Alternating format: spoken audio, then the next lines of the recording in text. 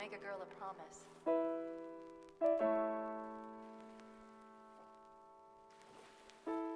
If you know you can't keep it. They let me pick. Did I ever tell you that? Choose whichever Spartan I wanted.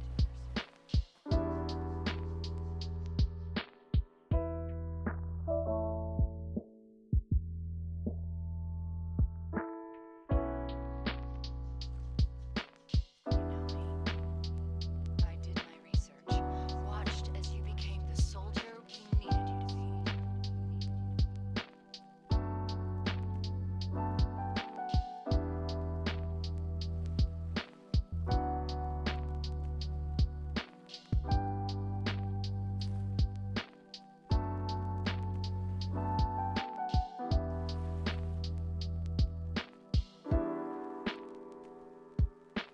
Like the others, you were strong and swift and brave.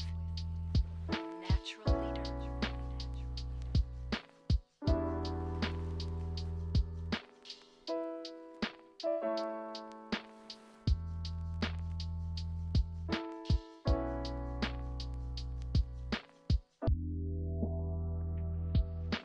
But you had something they didn't. Something no one saw but me.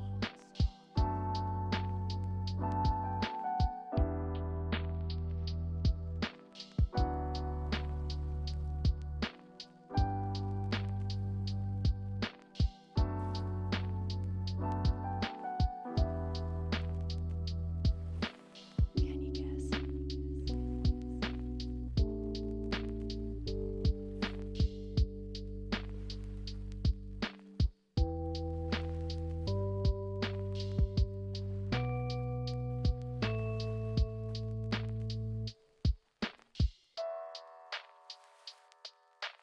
Luck.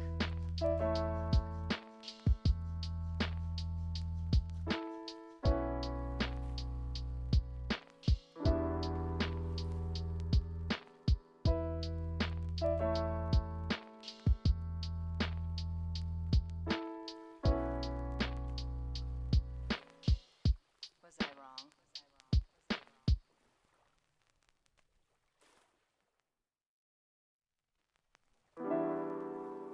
Don't make a girl a promise.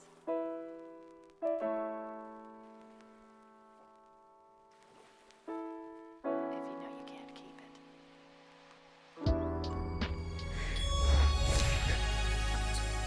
Going wrong.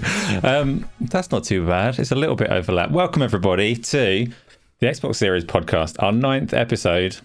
After I hit go live and the intro splash screen comes up, Deadly Headley says, "Hey, so can you change my camera, shift it around? I want to chill out in the corner of my room and I'm not going to be anywhere near centered." So if you look really closely, you'll see his camera currently slightly overlaps the frame, and I take partial responsibility for that. Nonetheless, you It's don't all his care, fault. do you? You don't care. Deadly Headley doesn't care. He's just causing me trouble. Deadly Headley, it's been a week. How you doing? I care a little bit. I'm doing all right, thanks, mate. I'm doing all right. Truth be told, I feel very frail at the moment because I've started getting back into exercise, which has been good but also painful. For those that don't know, I live with a chronic pain condition, and exercise kind of makes it worse, but also long term makes it better. So that's been fun. So Gamzly has had the pleasure of just watching me do some physiotherapy in the green room, which he thoroughly enjoyed, Yes. inappropriately, It's I quite might nice. add. If we had an Watched HR him department intently. to report him to, I would, but we don't. I would be Asa. reported. We do. I own the HR department. I consider the report filed and dismissed. So,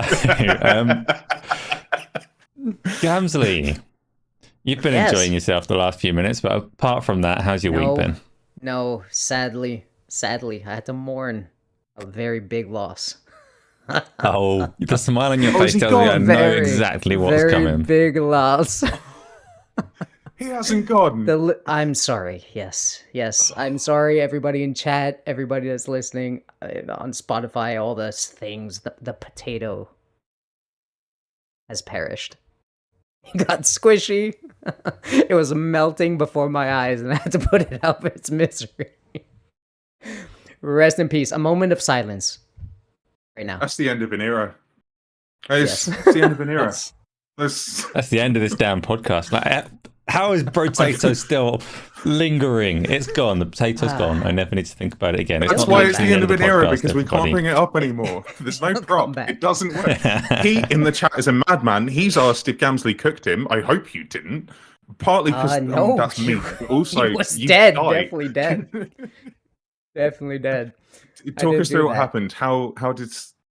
How? Oh, what was- I picked him yeah. up. I brought him to the trash can, and I just threw him in there unceremoniously. What Just was got what rid was of the him. thing that just made you go, I can't do this anymore? Like, was he leaking, or did he just like fall in half? He was as you picked him? melting. Like, what happened? was- He was melting. He melted. He was melting. Yeah, there was a root that came out of his forehead, and it was just oozing some sort of ooze. And I was like, all right, I gotta fucking do this.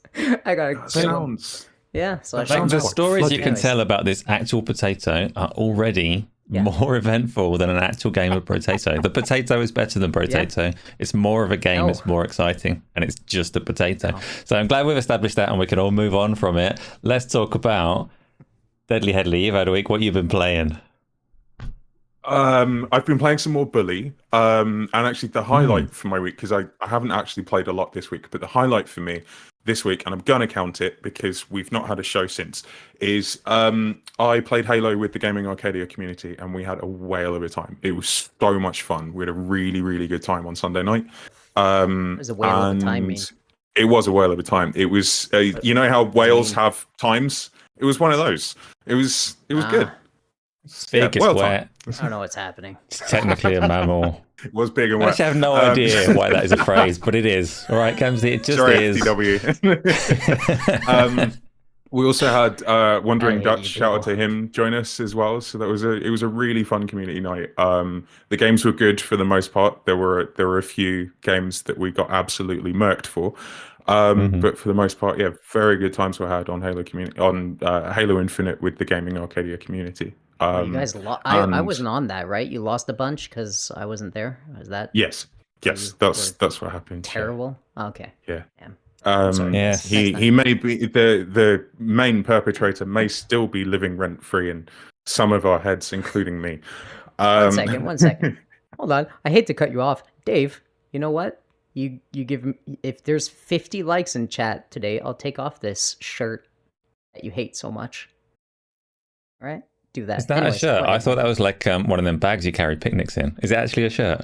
Okay, you know what? That's it's actually a I thought it was a tablecloth. jacket. Yeah, jerk. Anyways, we're moving on. I don't like you guys anymore. I'm going home. Yeah, you do. Yeah, you do. I like it. It's a Beetlejuice blazer. Yeah, that's a fair description. It's a fair description. It looks textured as well and uncomfortable. Very nice. I quite like It's the definitely making texture. Gamzly uncomfortable. There you go. Thank you, Headley. See, he's the only one. The I only said I one like the here. texture. Listen. Oh, Sorry, that was me. I'm getting another potato. Right. Deadly Headley, What have you absolutely been right. playing, Halo was Gamzly? brilliant on Sunday. And Part It 10 was. was less brilliant. Nobody cared for that one. But so this Sunday's community stream is going to have a return to Forza. We'll play something more pick up and play before that. But many, many games every Sunday. And actually, because it's in the UK at least, I don't know if you get this in Canada, Gamzly, but we have our Easter weekend. So we've got like a nice little chunk of time over the next 4 days, which means there should be more gaming going on beyond just that particular Sunday evening, which, if you're in the Discord, I'll make sure you know about. Gamzly, your connection appears to have potatoed out. I'm hoping that it comes back and we can hear you. We're going to try. What have you been playing this week? Did I go choppy? Can you hear Your me? audio's good. Your audio's fine. Oh, okay. My visual is bad. It's all right. It's No, better. it's what's okay going now. on. Did you catch the last bit? No, almost nothing. But let's continue. What have I been playing? That's all I caught. Did I catch that? All right. That's the important bit. So, Dragon Dogma 2, obviously. And from the people that have been following me on X, you've noticed that I have a Final Fantasy XIV meme where I'm eating an Easter egg and it has the face of Asa on it. So yeah, I've been playing Final Fantasy XIV, getting ready for the Easter event, where all of you should play with me. Asa, when are you playing Final Fantasy XIV with me? I played Final Fantasy XIV. So for those that don't know, it's had its Xbox release over the last week or two. So we figured we'll pick it up and have a little look around it and see what's going on. I played it about 20 minutes ago. I finished. I've only got as far though. I've not done anything. I've made a character on the server, like the data center you told me to. So I'm playing in the US. Made a character, went through character creation. It's not my first time doing this on Final Fantasy XIV. I've had 2 separate occasions where I've tried to start it before. I was assured by various people that the onboarding starting experience is much improved. It's changed a little bit, but it's not much improved. And the character creator I find really, really difficult because it's impossible for me to make a character that I actually like. I can go onto most games. I can go onto World of Warcraft and there's a selection of characters. And I'm like, yeah, I'm going to make this kind of guy or whatever. And they're going to be cool. I go into Final Fantasy and everyone has this Final Fantasy vibe. I love Final Fantasy games, but this is like they're all furry and weird and campy and stuff. And you can't. I want to make someone vicious and aggressive, like you can't in that game. So I struggled to make a character, but I've done it. I have a character. Okay. I've gone into the opening city. What job? I don't know. I don't know. You haven't got to a job yet? I haven't got anywhere in the actual game beyond making a character. So it presents you with like melee or magic, 15. And you get like a base class, but that's not the same as the vocations and jobs, is it? 15 hours. Yeah, you have 15 hours. 15 hours in the character creator. Class. Oh. Yeah. But that I haven't put time into. My actual gaming time this week hasn't been Final Fantasy. Gamzly, is this your first expedition into that game, or have you played it before? No, I think I've mentioned on the podcast that I have played. I got to level 45 somewhere last year. I don't remember. I got to level 45 and then I kind of dropped it because I had no party members. And I noticed that I was, like the story did grab me. It really enveloped me. I kind of like the stories where you're just this adventurer guild dude going around solving stuff. I like that. I don't know why it hooked me. I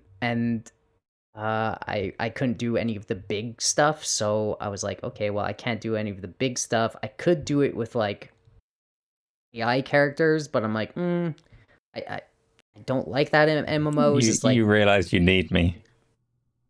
Yes, I realized I need Asa to hurry the hell up and freaking get past the character creation screen. But yes, I definitely need people to play with. But it is fun, and the raids. So my brother played this a lot. See, I play a lot of games with my brother, obviously. He played this to max level, and he went through all the raids. But he had a hardcore guild at a time that I was not playing, and I had my competitions in Taekwondo, so I had to really focus. So he got to play a lot of it, and the freaking mechanics in that game.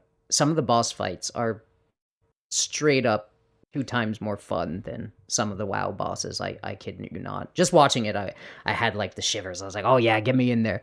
But yeah, I can't wait. You guys need to play it. Everybody needs to play it. Let's go. Community. Play it. Get off of Dragon Dogma 2. Get on Final Fantasy XIV, baby. Let's go. Don't do that. Let's go. Dragon's Dogma 2 is brilliant, and everybody should still be playing it if they're enjoying it. But we are, like, the more people that play Final Fantasy with us, the more fun it will be. And I've gone US side. We're going to get a few people in there. There's some people sniffing around that are interested, so we're going to do it. We're going to run a group through there, and hopefully those kind of games are always like totally reliant on having people that you know, and it can make or break whether it's fun or not. So get involved because we'll make it fun, I reckon. But let's talk about, and we can get into this one. Try and avoid like spoilers because it is a game of discovery, and it's very difficult to talk around the discovery elements of it. But Dragon's Dogma 2. Headley, have you managed to touch this at all? Not at all. Not at all. I thought you I'm had. jealous because I really, really want to. No, so I was asking in the Discord if anyone knew the best place to buy something. I'm thinking like CD keys, but Yeah, let's go with CD keys. But no, I haven't bought it yet. I haven't bit the bullet. I'm thinking about it. I'm on the fence. Honestly, mate, there is a really small part of me that just goes, do I just hold it out and wait to play it on PC? Because I think I would prefer to. But everything that I've heard about it sounds really, really good. I don't have a PC. That's the thing. I don't have a PC. Okay. So the only way that I can play it is either my Xbox Series X or my PS5. And again, I don't mind playing it on those platforms, but there is a small part of me that just goes, do I just hold it out? I'm not sure. But the FOMO is kicking in. Like for real, I'm getting FOMO. At first glance, it doesn't typically look like my kind of game, but the things I have heard about it, being what they're doing with draw distance, how they are managing combat, being able to climb on enemies, the amount of variation and aliveness to the world are things that are drawing me in and have me very, very interested. I haven't heard bad things about it on Series X. I did play Starfield and I really enjoyed Starfield on the Series X. I don't know. It's one of those things. Honestly, if you've not got a PC ready to go on it, I don't think you'd have a terrible time on the Series X version. They do have. I agree.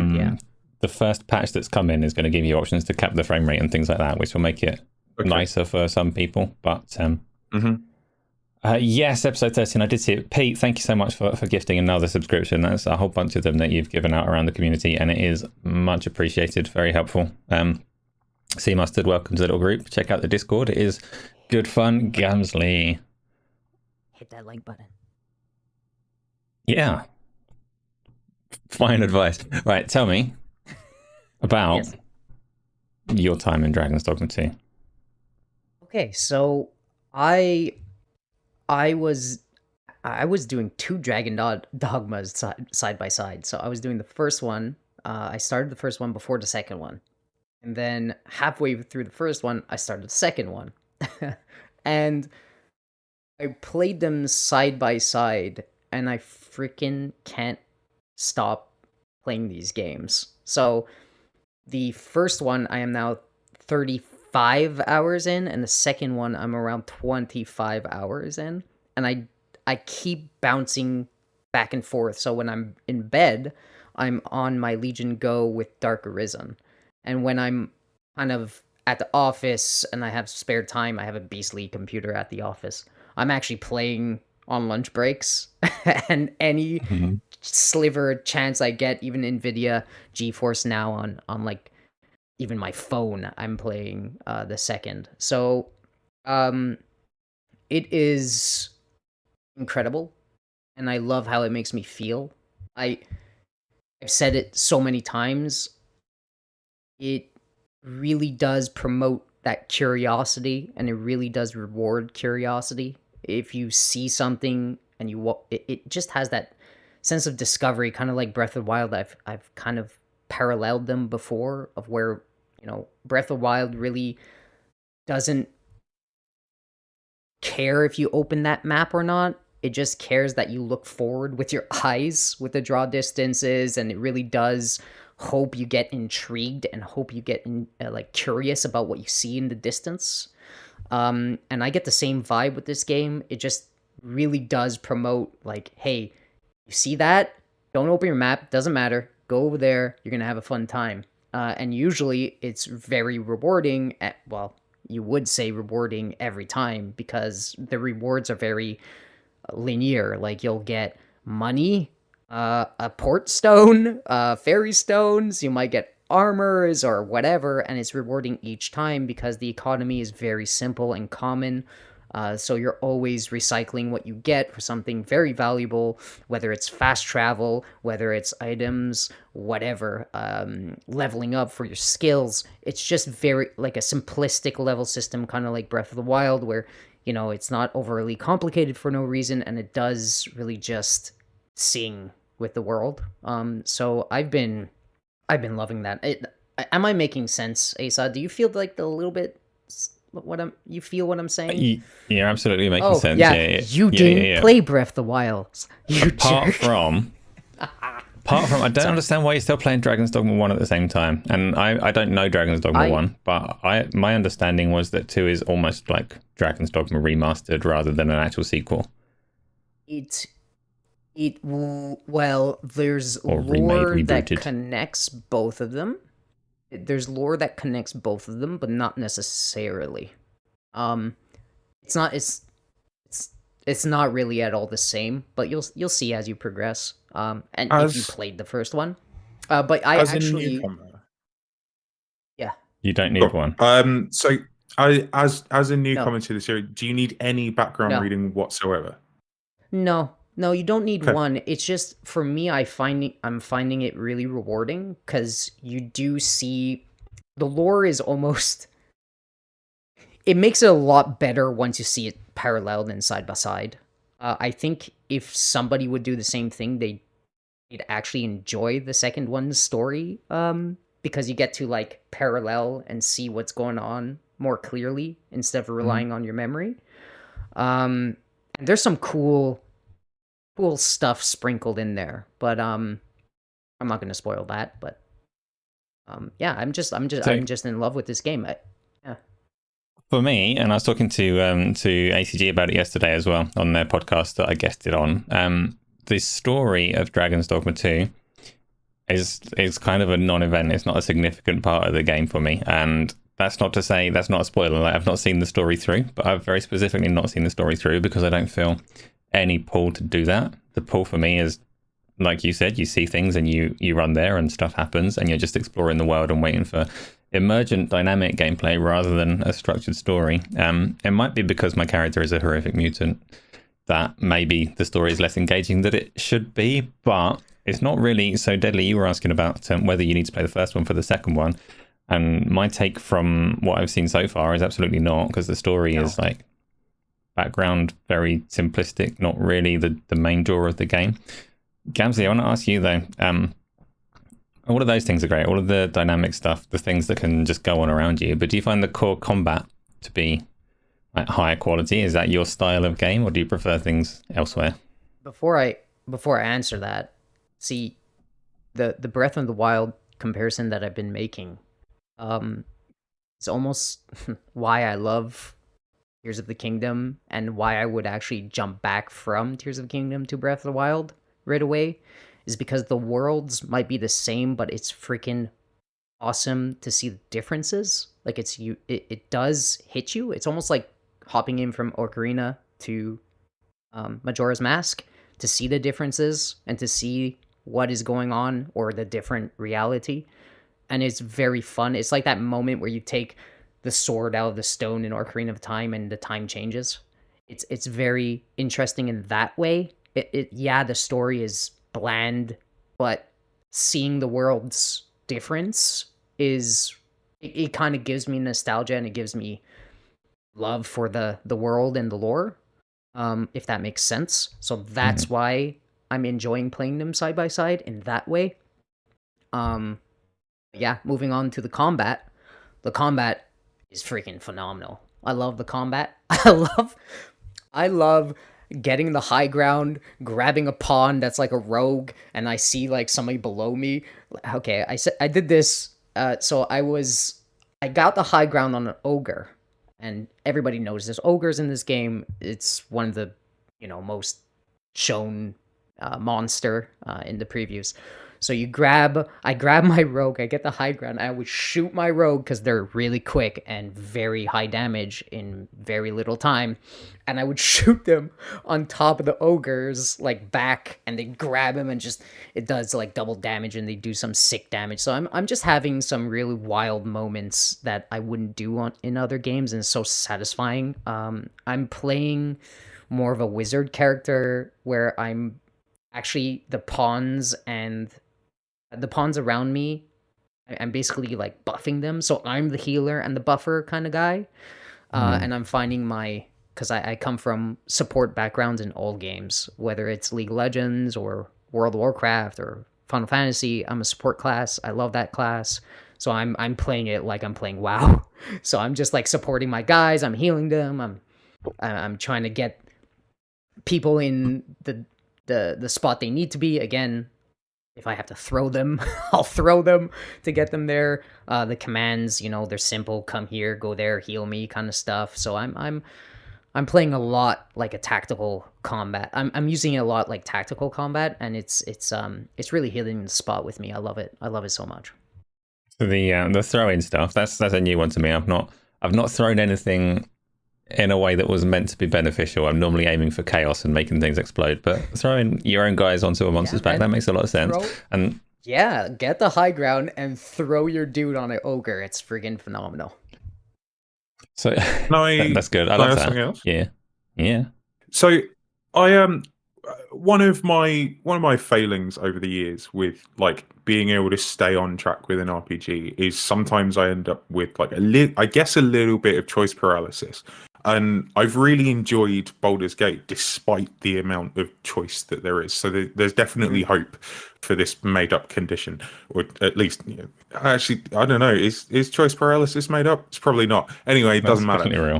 I don't really have it. I just, when it comes to games, I struggle.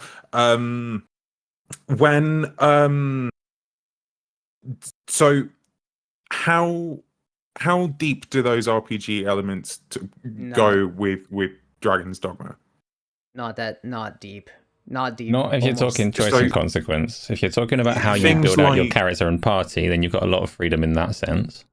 Okay, so things like your professions, for example, like are you tied to them, or is it sort of, does it encourage you to respec if you're not necessarily happy with the outcome? It makes it super easy to respec and experiment and play around with all the different things, and hire different people to have around with you. One of it's, so I love throwing stuff. I throw rocks, I throw people, I throw goblins, I throw people at goblins, I throw goblins at people. I just like anything I can pick up and throw, which is a lot of things in this game. I love that. That's one of my favorite features. But the other thing that really kind of sets it apart from other open world games, you're playing a support class, Gamzly, which I'm normally a support class if it's a multiplayer game, but I would never normally consider supporting like AI companions, particularly because I'm always the main character. Like, even in a multiplayer game, really everyone knows that I'm the main character, but in this one you actually are. But the pawns are like quite fascinating in their own right in terms of how they behave, what they learn, and how that's presented to the player. How they kind of act as almost an interface layer as well as being your party, and they're really cool. How are you finding your adventuring buddies? Have you seen any weird behaviors? First, again, before I answer that, Headley, before I forget, the choices, like Asa said, comes with how you form your party and your abilities and so and so.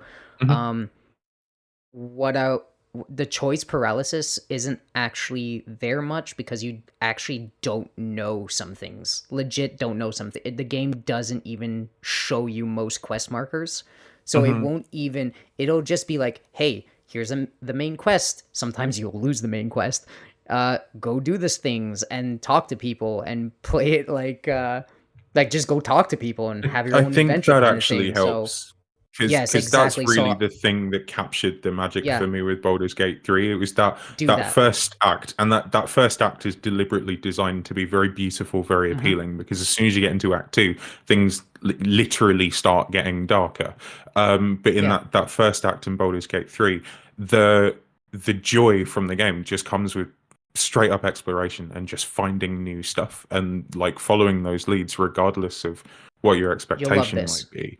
Awesome. I'm sold on it. I am sold on it. It'll punish you the only punishment, right, is that I hate that I'm even saying this, that you'll kind of miss quests, right?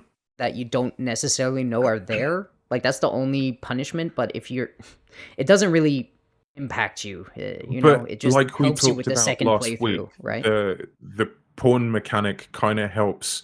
Sort of, still doesn't sound right saying that. It really doesn't. A difficult word. It's an accent thing. It's awful. For fuck's sake, Capcom. Right. This sort of companion mechanic. We talked about this a little bit last week, whereby if they experience something that your character doesn't, and then you come across the thing that they have already experienced, they can sort of help enhance that experience that way. It really does sound like there's a lot to it, and I like that. I'm on board. I really want to check it out. So. Check it Yeah, out. I will do. And to answer Asa's question, I did. I'm sure you know the spoiler by now, but I did catch something that I didn't know at the time Don't was tell me. catchable. Yeah. So that was funny because I was like, what the hell is going on here? And he was like jumping off like rocks, like randomly attacking stupid shit. And then I was like, why are you going crazy? I don't understand. He was just off the handles and, talking weird stuff. And I was like, wow, what the hell is going on? And then I noticed what was happening. And I was like, oh no, abandoned ship. And I murdered him.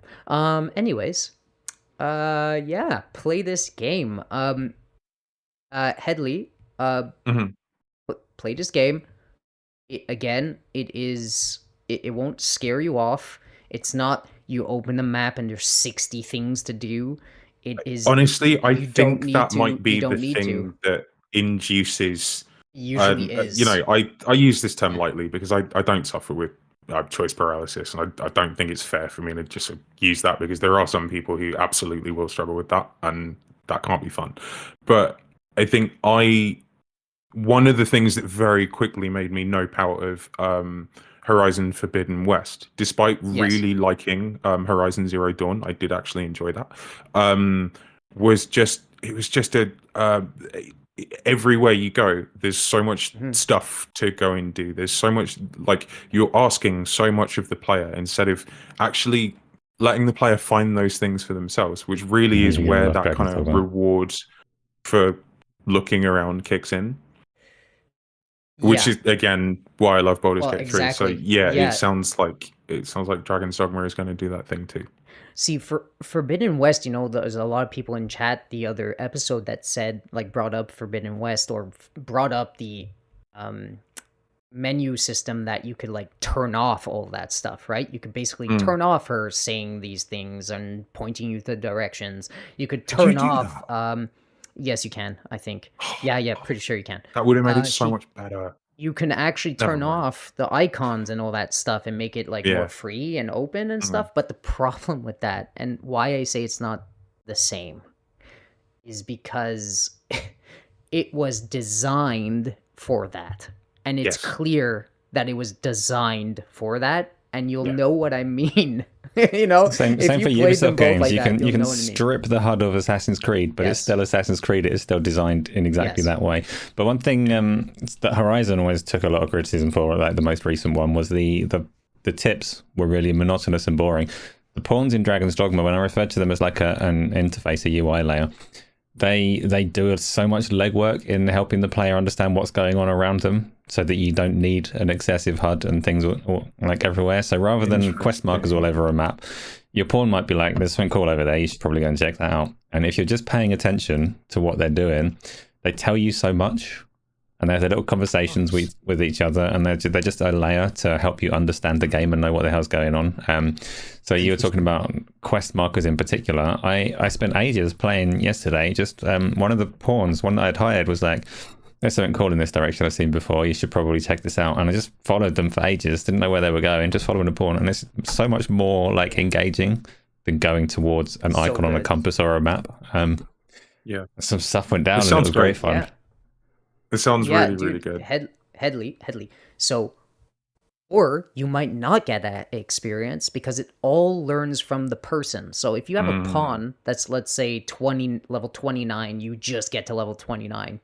This pawn's master could have done quests or found things at that level or his level, right? Doing his own quest line or his own venture. And your pawn only learns if you do that thing with him. So if you take your pawn and do this quest or find that treasure chest, your pawn has that knowledge. But if you don't do that, your pawn doesn't have that knowledge. So if somebody gets your pawn, he won't know the treasure chest is there and he won't know the quest.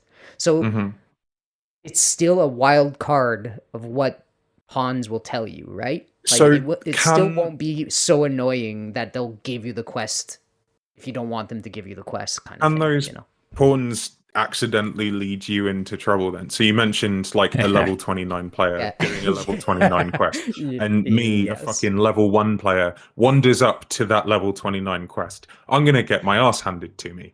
You can ignore them you entirely kinda though. Like it's organic. Okay. They're just like, hey, Does this it would be make cool. it Follow me clear if you that want, it's and a you can be level like, 29 nah. quest? No, Yeah, you no, could it be doesn't like, make that no, clear. fuck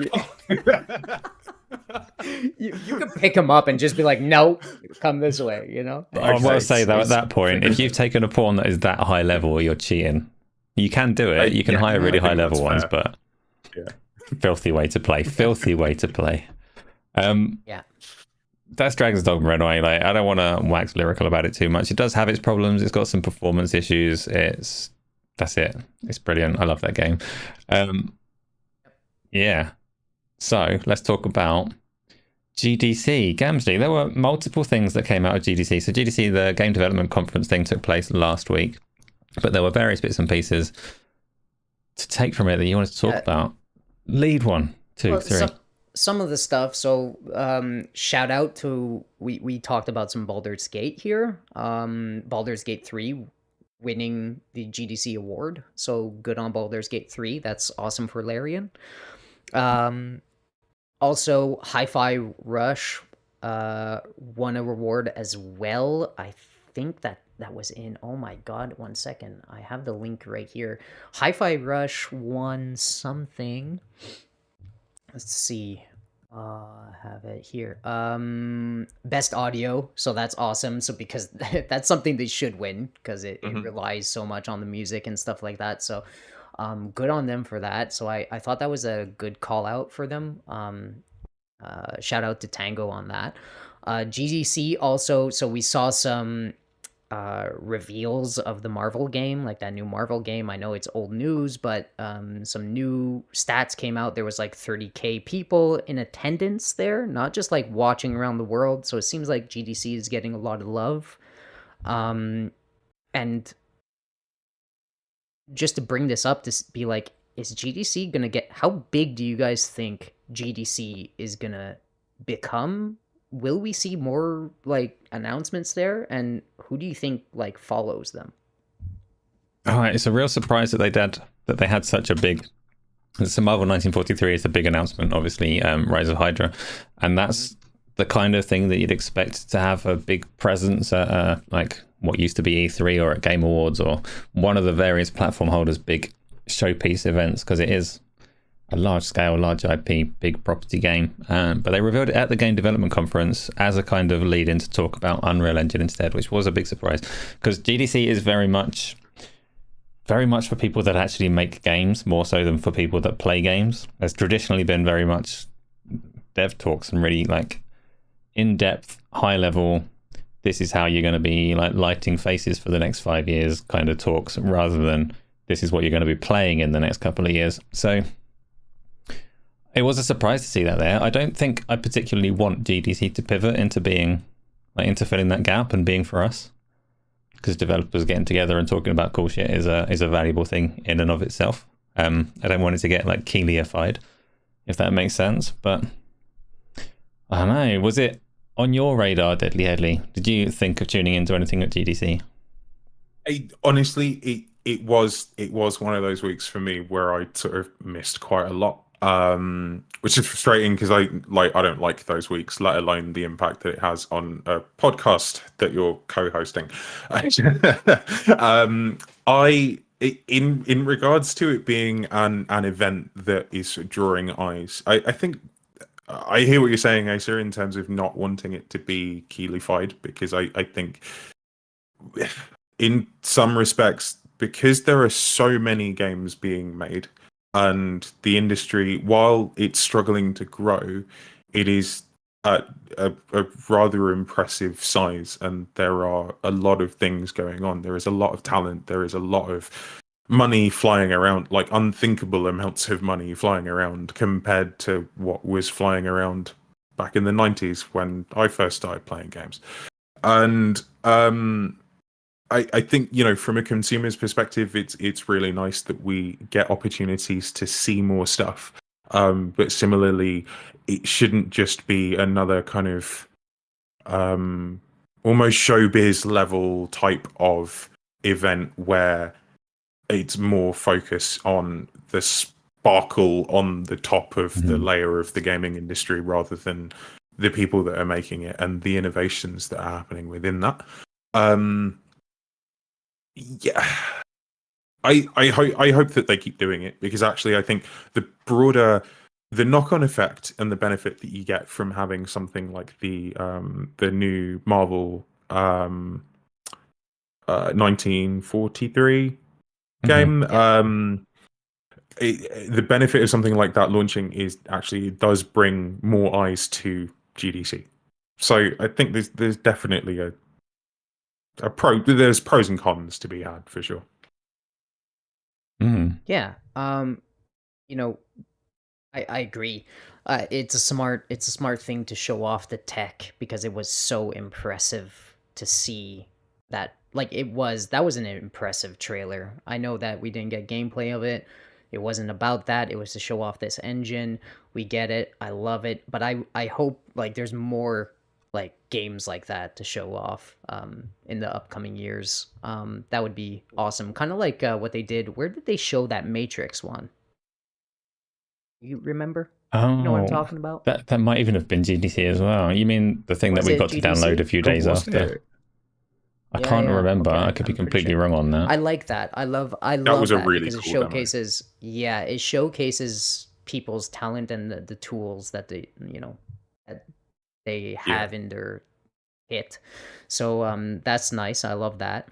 Yeah, and Ubisoft also was talking a lot of stuff in GDC. They were talking about, AI, using AI in their games, in AI for their for their side quests or random NPCs that might not, mean anything, but to give them a little flair.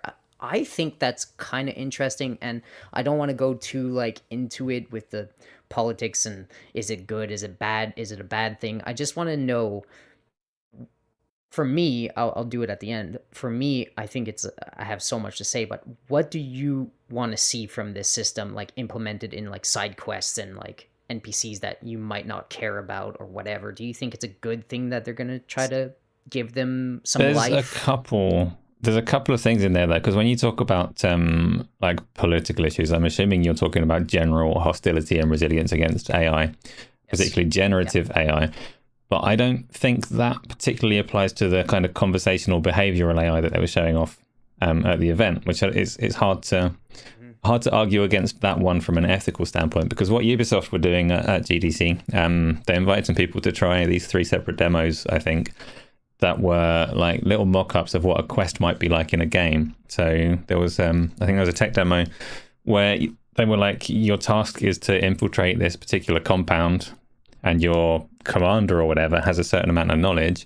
You have to strategize that plan with them, and they had a freeform like NPC being able to tell you whether your ideas were good or shit, and you could like talk to them and glean information and strategize how you were going to approach the mission, which is very, very different to like having the complex be generated by AI with paintings that were stolen from artists and all the rest of it, which is where it gets more controversial.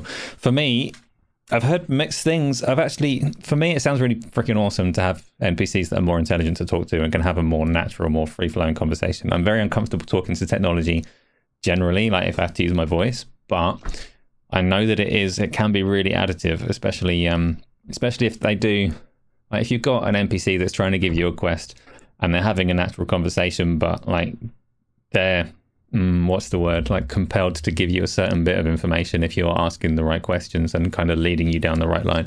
It could be really, really additive in a game, or there could be people that absolutely hate it and just do not want to touch that game because all they want to do is skip a cutscene, look at a quest marker and go there.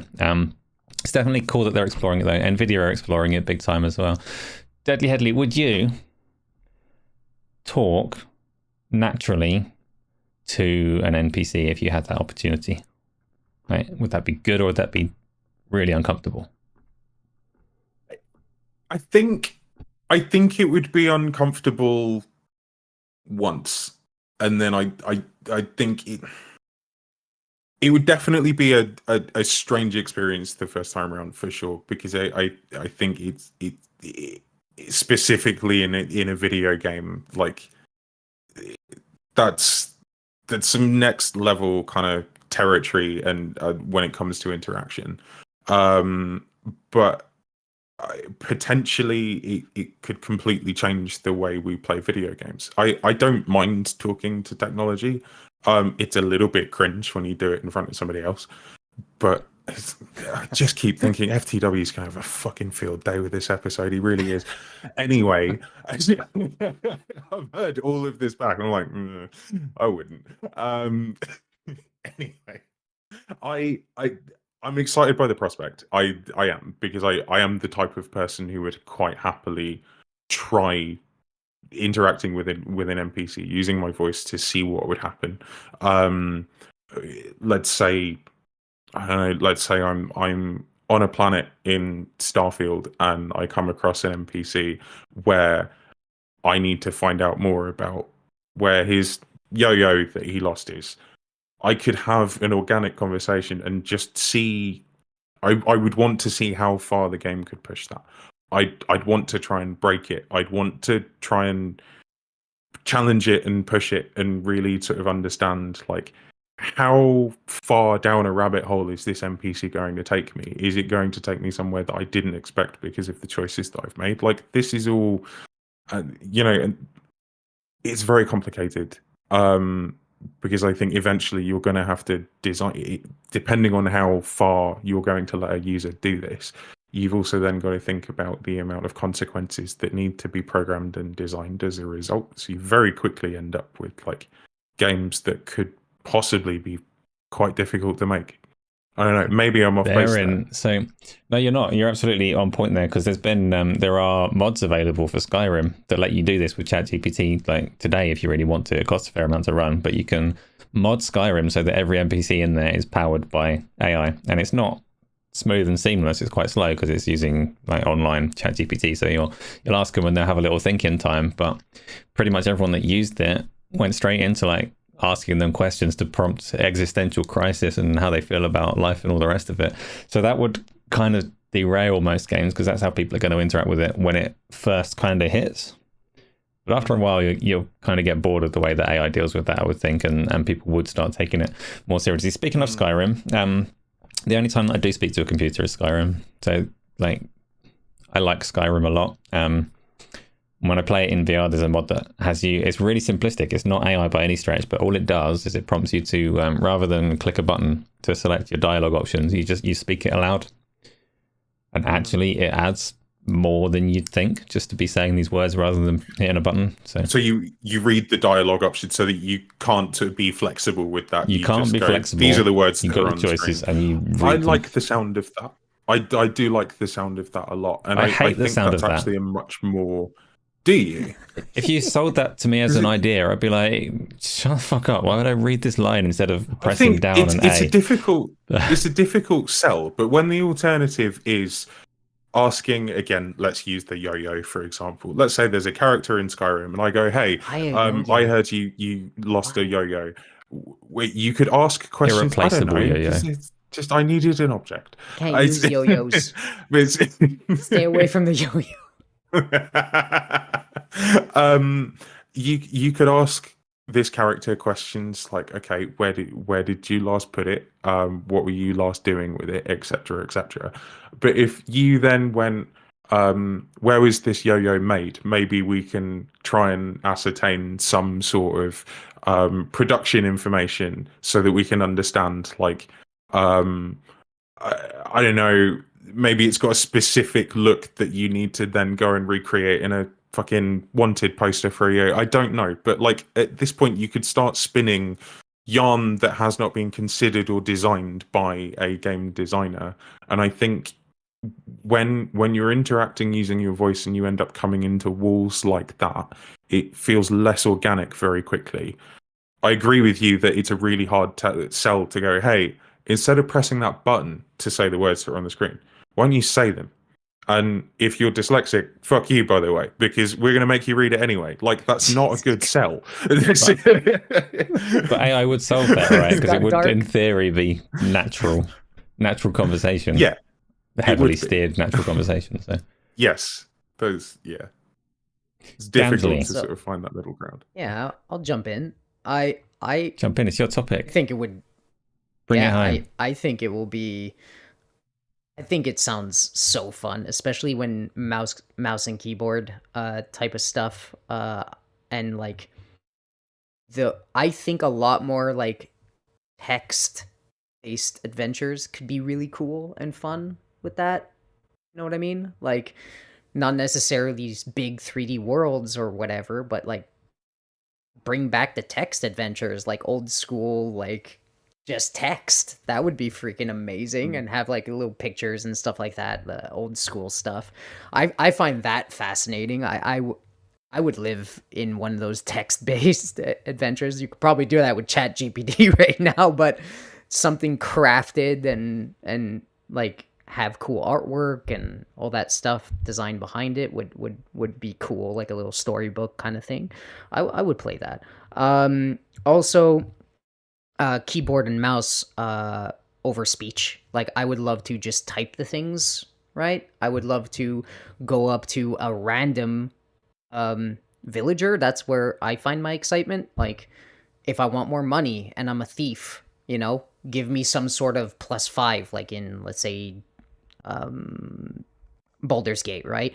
I'm a thief, I have +5 on my rolls, whatever. And I go up to him and I just a random NPC, not a side quest, and just type him and steal his wallet, you know? Like, hey, give me your wallet. No. You know, okay, but you know, I'll do this for you. Give me your wallet. No, like try to get his wallet, you know? Like I would love stupid little things like that because it's just infinite and you could just break it and do all that fun stuff. I know that would be hard on consoles, but you know, for keyboard and mouse players on PC, that would be an intriguing kind of thing instead of speech. This has to be voice, not keyboard. You have to have this NPC be like, nah, you're bluffing. You sound too nice. You be quiet. You be quiet. Typing is fine. I don't like typing to computers, all right? I'm not in the VR worlds here, Asa, all right? I'm trying to picture going up to a random NPC, and like let's say I'm using controller. I'm then going to have to switch to mouse and keyboard to type my thing. No, so I'm going to... Okay, fine. I'll use mouse and keyboard. I will walk up to this guy. I'm just going to stand still and just go, give me your wallet, punk.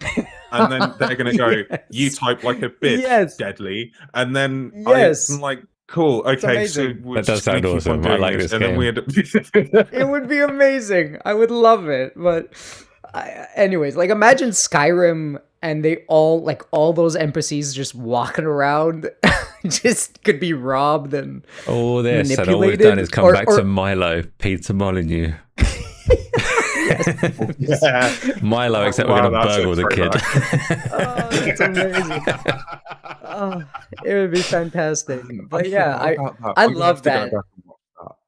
That is a fun. I would love that world. I would love that play. Yes, will we get a bunch of weirdos going up to these female NPCs and try to make girlfriends? Yeah, sure, but it'll be, you know, that's their own thing. They could. I'd love the developer to just make that one thing impossible. Like the one thing that you can't do is form a relationship with an AI. Just flirt. I'm sorry, dude. You are going to have to go outside for this one. Oh man! Imagine just straight face. Get away from me. Oh, okay. I'm sorry. Just have to type it in. I'm sorry. Yeah. So that's my idea. I would love to, you know, again, text-based adventures come back and come back big with this stuff, and you know, have those little mods, well, not mods, but baked in like NPC characters just randomly walking around that you can interact with and maybe help, like talk them into helping you on your adventure or whatever. I find that fascinating. Would it be incredibly hard and difficult and buggy and probably break everything? Yeah, but you know, in the future they'll figure that out. I'm super excited about this. I'm glad Ubisoft's trying new things. Let's integrate AI into that equation. What I was saying with the political stuff is that I can't help but wonder, like, we all just jumble everything up and pretend it's the same. So I would wonder if people like see AI anything and just overblow it like they do and kill it immediately, you know? That's my only There's definitely push with some of that. I've seen some of that. People, like, there is a movement against AI because of the concerns around content theft, and those are legitimate concerns. I'm not like downplaying them, but there are people that will see AI and go, "Well, that's what you're talking about," and you might just be talking about the generic soldier you need to kill in a Call of Duty game rather than anything sophisticated at all. But terms get loaded, like games as a service is a loaded term. That again isn't necessarily always a bad thing, but it's a loaded term that people associate with badness now. So yeah, it could go that way. I get exactly what you're saying, and I'm going to move it on to a topic that you're not expecting. You ready? Okay, yeah, let's go. Judas. Uh-oh. Ken Levine's Judas. So Ken Levine made the System Shock games and the BioShock games, and has been working on Judas for the last 10 years. Over the course of the last week, he spoke about it in probably too much depth in some cases, with IGN and Jeff Keighley and Skill Up, and there's been various previews and bits of information about it. It is all I'm going to give you. So have either of you managed to catch up on this? And I understand if you don't, because it was like an hour and 20 minutes conversation. I can't believe I missed this, because those games are some of my favorite of all time, and I completely missed this. Where was this? So it was like a couple of days ago, but essentially Judas is still looking, I'll bring up a little trailer while I'm talking about it. Judas is still pretty much looking like BioShock like in a kind of Headley. spacey Jesus. setting. It looks very much like a spiritual successor to his previous works, right? Which, that's accurate. It still is those things, but it's also where it's kind of separating itself from what he's done before is it's trying to be a lot more kind of modular in its narrative. And while he's talking about it, he talks about narrative Lego. Essentially, without any spoilers, there's three kind of main characters that act as like factions, and depending on how you interact and build your relationships with the three of them, the entirety of the game can change. Different events can take place, different things can happen at different times, and the whole like space station that you're exploring can shift around. And yeah. Is that going to be better than BioShock? So let's take it back a little and talk about the games that he's already done, so I know where you stand on a Ken Levine game. What did you think of like the BioShock series, Gamzly? Incredible. You know, and Infinite, is it Infinite? The last one, the last one? Yeah, okay. The last one let me down just a bit in the pacing, and the combat was weird for me. But the like how they connected those worlds, like how they connected Rapture and everything else, just it's my shit. Like it's my jam. I love connected worlds. I love the way they did this alternate, well, the timelines and all that stuff. I love that stuff. Not alternate timelines, but you know what I mean. Mm-hmm. I love that stuff, and it hit me so hard. That whole series hit me so hard. So I'm really excited for this. This looks like, is this like gonna be Prey but BioShock? Is that what we're gonna get? Is this? It's somewhere between. I mean, it just looks like a space BioShock, doesn't it? Which Prey kind of has elements of. Yeah, the narrative. Yeah, I'm down for this. This is more like Remedy style then. Like BioShock meets Remedy.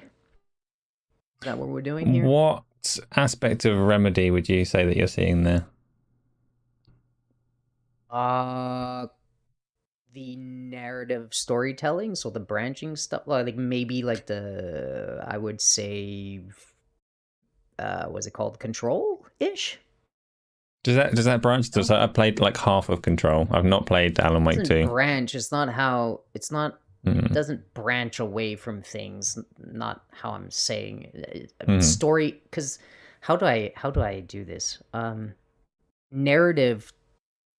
His narrative skills, like his storytelling, remind me of some of Remedy's storytelling. Is all I mean by that. Doesn't have to be, let's say, the genre of game or anything, but those styles do clash. I find just a little bit, even though they're not like walking simulators like Alan Wake at points. But yeah, their storytelling is very similar to me. I could be completely wrong, but to me, that's how it feels. I can see common threads between them. Like they stick you in quite kind of fantastical worlds, and then a lot is delivered through the game, which like more so than cutscenes and cinematics, if that makes sense.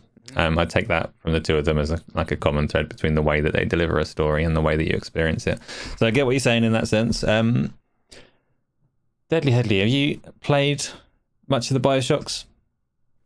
This, to my shame, is one of those games that I need to add to the list of games I need to finish. I have played most of BioShock 1, but I didn't finish it. And I heard the ending was fucking amazing as well. So here's the little side story, actually. So when BioShock 1 first came out, I remember rage quitting from it, actually, because I got really frustrated. Basically, Oh, no. I'd gotten about 2/3 into the game, and my save messed up, where basically I was stuck in like a save loop that I couldn't get out of. I had very little ammo, I had very little health, and I even dropped the difficulty right down, but I didn't have the resources to survive it. And I remember just going, no, fuck this, I'm done. And I bought the BioShock Remastered trilogy because it was on sale a while ago, and I actually started playing BioShock 1, and again got quite far through it. I actually think I bounced off it to play Starfield, to be fair. Which, I mean, there's not really that's fair, right? I think we can allow that one. But I need to go back and finish BioShock. I think I may have touched BioShock 2 and instantly just went, no, I'm gonna have to go and finish the first one. What I did play of BioShock, though, I really, really liked. I really liked the setting. I really liked the mood that the art style was conveying, the sound design there as well. The fact that, and again, no spoilers if you can help it. I know that you are sort of taken by surprise by a character that you're introduced to. I'll leave it at that, not to spoil it for anybody else. And I remember really enjoying being led down that garden path before I felt like it was going to change. Judas looks awesome, by the way, from what we've seen. Looks really, really good. Looks like a super sort of gorgeously polished version of BioShock, which I think it's aged relatively well, but not fantastically.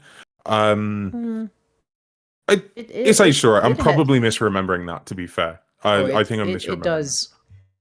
I think BioShock it's okay. still hold in my opinion. I'm playing freaking Dogma 1, but BioShock I think holds up pretty well to me. What didn't hold up for me, and I remember having to customize it, for some reason the controls felt really, really odd on BioShock 1, and I remember sort of customizing them and tweaking them. Yeah. But, you know, with an Elite controller and, you know, customizable paddles and stuff like that, which mine came back, by the way. I have that now, so I'm very happy about that. So if we do Halo again, you're going to be brilliant, and we won't lose to that road tax fella. So, branching... he was talking about branching storylines, right? So, like, Bioshocks were very... Not really that. They were very... They were just, that's not really one particular choice. There were like kind of two endings, right? In BioShock. Like Until Dawn? One particular type of thing? Well, Heavy Rain? Or like Detroit Become Human type kind of, but in like more the entirety of the gameplay is supposed to be impacted. And obviously he's selling his game, right? So he's putting the concept forward and saying what it does. So I don't know exactly how it plays out, but he describes it as being like narrative Lego, kind of building blocks, very modular story that will chop and change and be different every time you play through and all the rest of it. But for me, that I want to say that could make it difficult to tell a good and tight story. But when I consider like Bioshock and Infinite and like the games that he's already done, I don't think the storytelling is necessarily all that tight. Because if I think back to particularly the first Bioshock, the start is incredible and the end is incredible, but How dare you? the whole time in between isn't actually. Like, you experience the world and it's really good at doing that, but it's not a cinematic game, and it's not holding your hand through a twisty turny story. It is. Okay, I get what you're trying to say. So maybe he's it'll trying work to do, if like, you're going to he's slot in. Yeah. He's stretching himself like a little thin, you think? I'm just, I wouldn't say he necessarily is. And when I think about his previous games, it might actually work really, really well. I don't know. We'll wait and see. It looks good. It looks incredibly like Bioshock mechanically. Like, everything about the game looks very much like his work. Down to the way that you interact with like the steampunky turrets and things. Man, All I looks hope he very nails Bioshock. it. But I hope he nails it, because like the shoot, what is that? Dead shit. Oh my god. The space station horror game. What is there's that? no such Dead thing. Space. Can you not mix Dead things up? Space. Yeah. Dead Space and Callisto Protocol thing. I hope that doesn't happen, you know what I mean? Like, those you'd think that the head that makes Callisto and made that game would be like drop a hit, but it just bombed, right? So I hope this is not one of those scenarios. I hope he just stays focused and tries to do something possible. I know that's weird Honestly, to say, but I hope he doesn't blow it up. And Bioshock Infinite notoriously had an awful lot cut from it from the original vision and all the rest of it. So even if he does, I think there's every chance that this works out being a brilliant game, but I think it's still a little ways off, and we shall just keep an eye on it and we shall see. Let's move on to some stuff that Phil Spencer's been saying this week. Okay. Ooh. Before we do that, I think we should would you kindly hit that like button for us, please, chat? We would really appreciate that. Hit the like button. You'll see what happens at 50. Oh, yeah. Like it, might not. Maybe I get another potato. Maybe it's somewhere you don't expect. Oh, no. So Phil Spencer said some stuff. Mm-hmm. Yeah. Where do you want to start? Nothing to do with potatoes. With nothing to do with potatoes. We're going to start with the bit that shocked me the most, the bit that I can't fully comprehend, because it's very unusual. So Phil Spencer was talking to Polygon, and he's talked in the past about Xbox's strategy with putting games onto other platforms and all the rest of it, being able to access Xbox content everywhere. We all know that approach. And he said to Polygon that like every decision they make is done to make Xbox stronger going forwards, even if people don't like it, and yada yada yada yada. The Xbox games going onto other platforms conversation is kind of, for me, worn fairly thin. But he said something afterwards that I don't understand fully. Normally, when executives of companies are talking about things like the games going third party is a good example. You can look at it and you can see the advantages of the strategy, and you can see the advantages of not doing it. And it's very, very like clear to weigh up. You can say, I haven't got the numbers, so I can't prove out which theory is better, but I can see the pros and cons of both approaches. But what he said afterwards that I can't quite see as a sane choice is he said that he would welcome other platform stores, so the Epic Store and Steam and itch.io and things like that. He would welcome those stores onto the Xbox console, which is quite a radical shift in the console ecosystem and model. Primarily because at the moment the concept of a console is you sell it relatively cheap, but you are the platform holder. It is a closed, walled off garden, and every transaction that goes through that console, the platform holder takes a cut off. So Microsoft get 30% of everything people spend on V-Bucks, everything people spend on games, everything people spend on that platform. But Phil Spencer's coming out and saying, actually, we welcome more so the PC approach. We'd let you put Steam and Epic on there and lose that cut entirely, which I cannot see any world where any platform holder says that in earnest. But here he is saying that, which is interesting. Gamzly, your face froze. Oh, it's not literally. Go on, tell me what you're thinking. I don't know what to think about this. So I was thinking about it a lot, and I was like, fuck, I agree with you. Like, usually, you know me, I'm like, oh my god, Darge, if you're listening, you dirty pirate. 5 years, I truly think Xbox is going to be one of those leading, let's say, publishers or platforms. I really, truly do. I really do. By the way, chat, everyone else, I got a 5-year bet. All right, 5 years with Darge Knight. If Xbox is on top, I get to kick him in the face. Just putting it out there. And if he wins, I hug his body. Anyways, so I tend to agree with you, Asa. I don't know where they're going with this. The only thing that jumps out to me is maybe they're really gonna go for the, you know what? Screw sacrificing money on the consoles. Let's just make a premium machine and not lose money on the machines.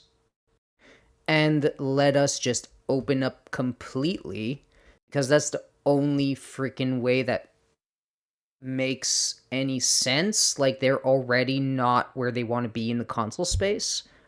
So having a kind of sort of affordable monster gaming machine that could also be a monster productivity machine under your TV that could have access to literally every game that's ever created, including PlayStation games, maybe that is quite an enticing appeal to some people, and they could start rolling out upgrades every 2 years, or every year for that matter, like they do with Surfaces. So maybe that's the only angle I see them going for, and maybe that might be dumb as shit to say, but I agree. Like, that's the only, like, isn't that the only way this makes kind of sense? Unless they do the complicated thing and they make the UI super easy, like the Steam Deck, to click a button and then you get into Windows mode and like back end stuff. I don't know, man. I have no idea. I have my theory, but Deadly Headley, what's your kind of immediate response to this? So this is a bit of an interesting one, because I think that what makes Phil Spencer's words kind of unique in this industry, because I think you're right. I think it's a really hard sell. Like, if you pitched exactly the same thing to PlayStation, I think the immediate reflex from them would be, why the hell would we do that? Of course we're not going to, because we've always done this thing one way. We sell games from third parties quite happily. It's where most of our game sales come from.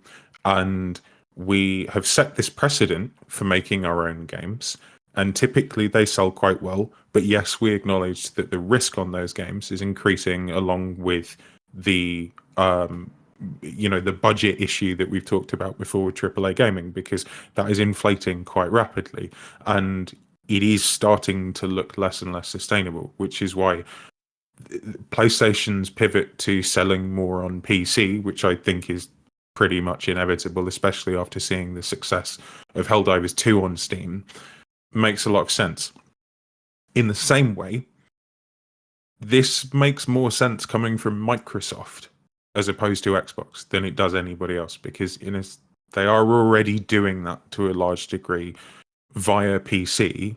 Essentially, what this means is that going forward, Xbox could be considering something that is akin to a PC experience, but specifically designed to for gaming. And Gamzly, I'm assuming that you didn't mean to use the word productivity here in the same context that I'm going to take it. But when I think about why I want a PC, one of the reasons is for content creation, and the other is for gaming. You're going to end up taking that first use out of the equation for a PC like Xbox that Microsoft could be considering as a way of opening up its platform and achieving more game sales that way, by basically going, our next Xbox console is a small gaming PC. I think both the PlayStation and the Xbox consoles right now are becoming more and more comparable to PC hardware versus how they were even last generation or the generation before that, because Asa, am I right in thinking those platforms were far more locked off in terms of how games could be developed for them, and that separation was almost by design. They kind of converged last gen with the PlayStation 4 and Xbox One is when they hit the same architecture as PC, and Microsoft in particular with like DirectX. Essentially, there's an awful lot of overlap with PC and Xbox game development. Yeah. Okay, so it does in some ways feel like a natural progression for the industry, and I think I kind of want to flip this back on its head and wonder whether or not PlayStation would do the same thing. I don't think they will, and like I said, I don't think it's necessarily the right move for PlayStation, but it does sound like the right move for Xbox when you consider that Microsoft is the thing that makes Xbox. Conversely, though, this year Xbox overtook Windows for revenue. Windows is obviously not notoriously, but it's an open platform, right? Not because Microsoft want it to be an open platform, but because they've got a monopoly in that space and they're not allowed to have it as a closed platform. And this is where it's really, really strange, because this is why I say I can't see a platform holder in earnest saying that they want to go that route when they're in it for money in the way that we know all of these corporations are. Xbox makes more money than Windows on a much, much smaller scale. So growing that makes so much more sense than blowing it open and just like ripping the guts out of it, as far as I can tell. And the only reason that I can see, do you remember, the only reason that I can see that Microsoft would willingly give up being a closed ecosystem on the Xbox console is that they want to inflict that damage on everybody else. That the console is so low value to them that they're willing to sit there and say, look, we take other stores on our closed platform. Apple must do the same. Android must do the same. PlayStation must do the same. Look at us. We're practicing what we preach and we're doing it. And there was this moment in the lawsuit that Epic had with, I can't remember if it was Apple or Google, because they had both kind of simultaneously, and I can't remember which ones were in the room. I think it was probably Apple. But Microsoft threw their weight behind Epic in this lawsuit. And the whole point of this lawsuit was Epic wanted to put their store onto Apple's ecosystem, and were complaining that the 30% cut that Apple take is completely unreasonable for the service that they're providing. Like, this is monopolistic and anti-compete and all the rest of it. And Microsoft was throwing their weight behind Epic, and it came up like, why is it unfair for Apple to charge 30% on their closed platform like the iPhone when Microsoft are doing exactly the same thing with the Xbox? And then you had this kind of awkward corporate wheezing for 20 minutes. I wasn't there, but I imagine you had awkward wheezing for 20 minutes, because it's not actually a justifiable answer for the console being so different to the phone. So they just waited for that one to blow over and said, like, no, it's consoles. 30% is fine on consoles, but we've got to stop it on phones. So ultimately, for me, it feels like when they're saying this, they're saying we're willing to blow up and damage Xbox as a product, as a console, as a platform, to make inroads into this, to damage everybody else along with us, so that we can finally get proper inroads into other platforms ourselves. And that's a baffling move. And the only thing that I can say is that I don't think it's actually going to happen. I can't imagine this actually happening. It's such a massive shift in what an Xbox is. And when you look at how much Microsoft struggled to even get publishers to buy into cross-buy. Cross-buy is like structurally and like in place. You can get cross-buy on the Xbox. So you buy a game on Xbox and you can play it on the Microsoft PC store, right? Microsoft pushed pretty hard for that. And you can do it with Microsoft games. And you can do it with like a couple of Sega games. And everybody else, all the other publishers were like, rather not, thanks. I can't see them navigating the waters and actually delivering this thing. But if they do, it's such a radical shift in what Xbox is as a console. I think it sort of runs a bit of a risk of compromising the identity of Xbox as a console versus Xbox as a brand, because it sort of, you kind of have to, at that point, it is effectively doing the same thing as a gaming PC, but you're not calling it a gaming PC. What do you sell it as? Because you can't you could sell it as an Xbox console, but it's an Xbox console that does a little bit more than that. It's or is it a Microsoft gaming machine, which sounds horrible. I don't want that to But happen. even then, like ignoring the brand side of it, and the brand side of it is significant. But if you're Microsoft and you've got an Xbox console at the moment, you make so much money through that. And if you're Microsoft and you've got Windows, gaming on Windows is huge, but Microsoft has such a small portion of it because it's an open platform, and Steam are getting all of that money. Why would you want that paradigm? I know it sounds crazy, but like when you have Sarah Bond sitting down on these podcasts saying stuff like this is going to be a generational leap for a product that we might have, talking about hardware, it really does signal maybe that's it. Maybe they're just like, look, we are going to be what every other brand and hardware people are, and we're going to make money on our hardware. And I think I wouldn't be surprised. Again, like I said before, I think they already see, yeah, they're getting a lot of revenue, yeah, blah, blah, blah. You know, people like us are already hopping off Xbox, or a lot of the community in this age, in our age 30 and up or whatever, are already hopping off boxes to get a PC. PC is growing in Japan. PC is growing here. PC is growing there. They see that, and they're probably saying, well, this ship is slowly sinking anyways, and we're losing our core fan base every year.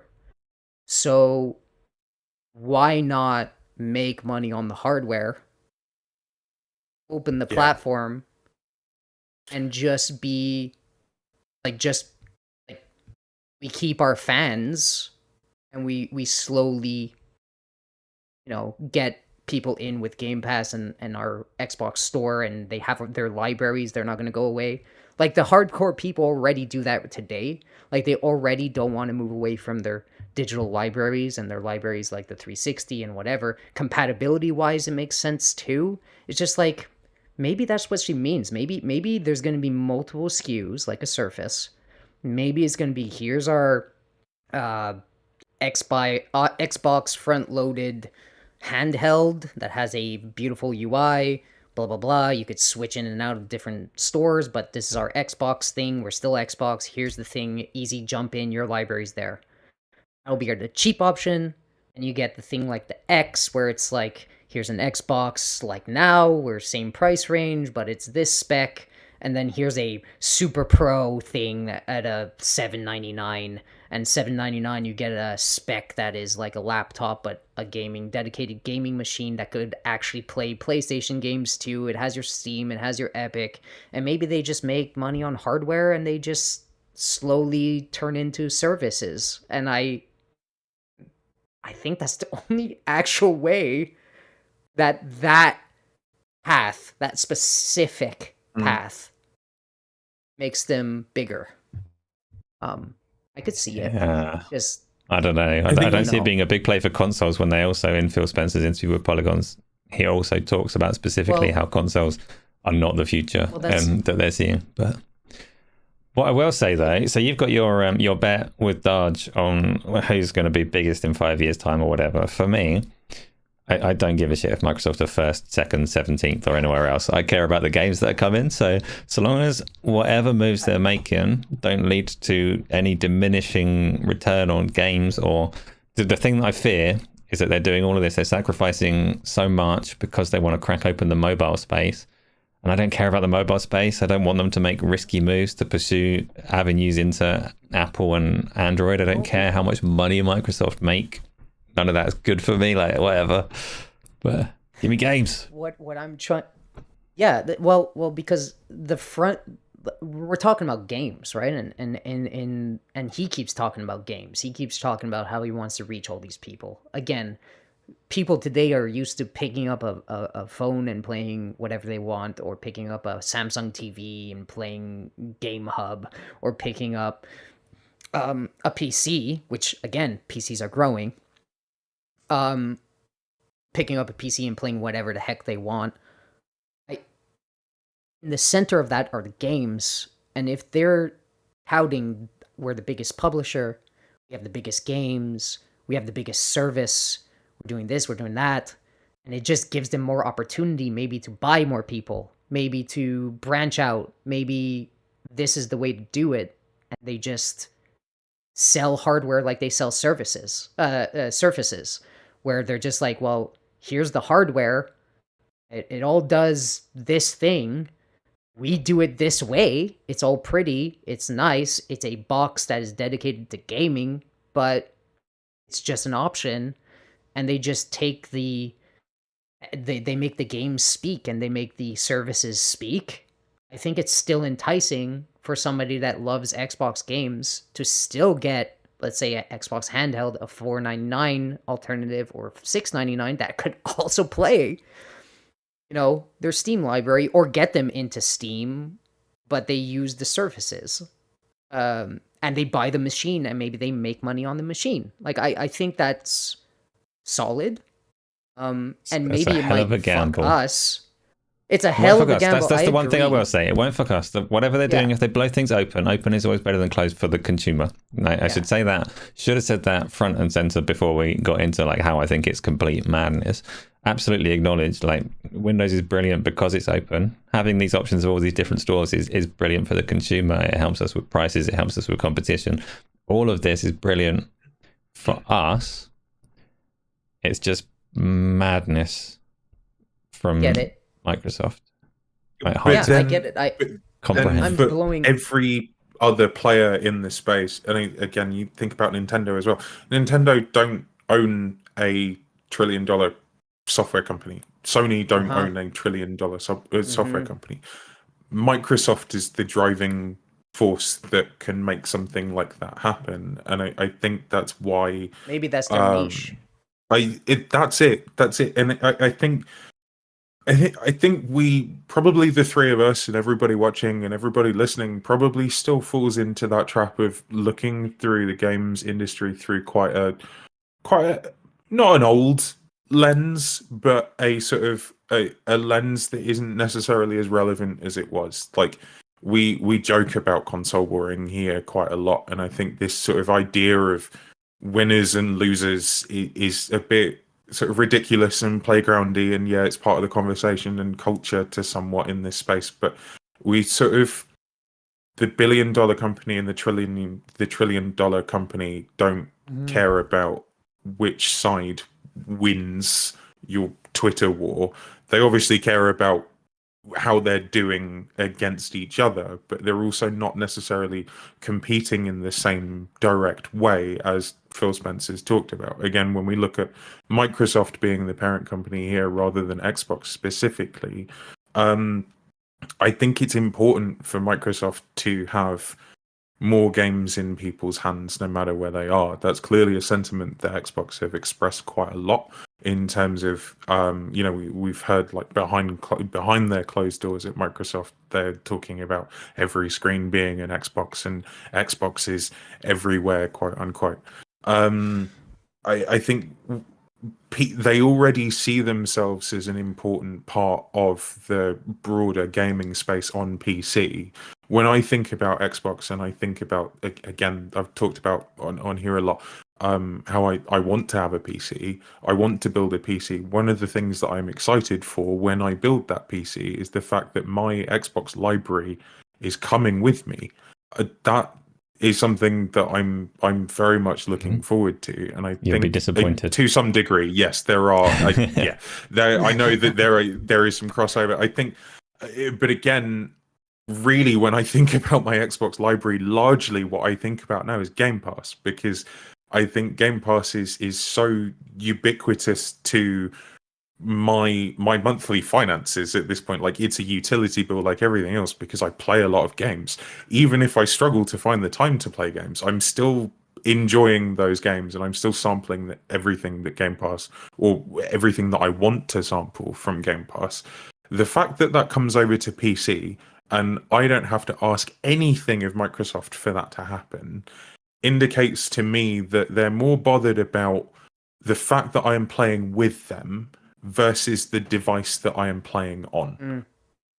And That's very true in if terms that of putting mentality their is games going and to services continue- elsewhere, which is the bit that we know, understand that, understand putting Game Pass in more places, understand putting games in more places. Some people hate it. There's a very vocal contingent of people that hate that Hi-Fi Rush is on PlayStation or whatever, but at the very least you can understand the logic.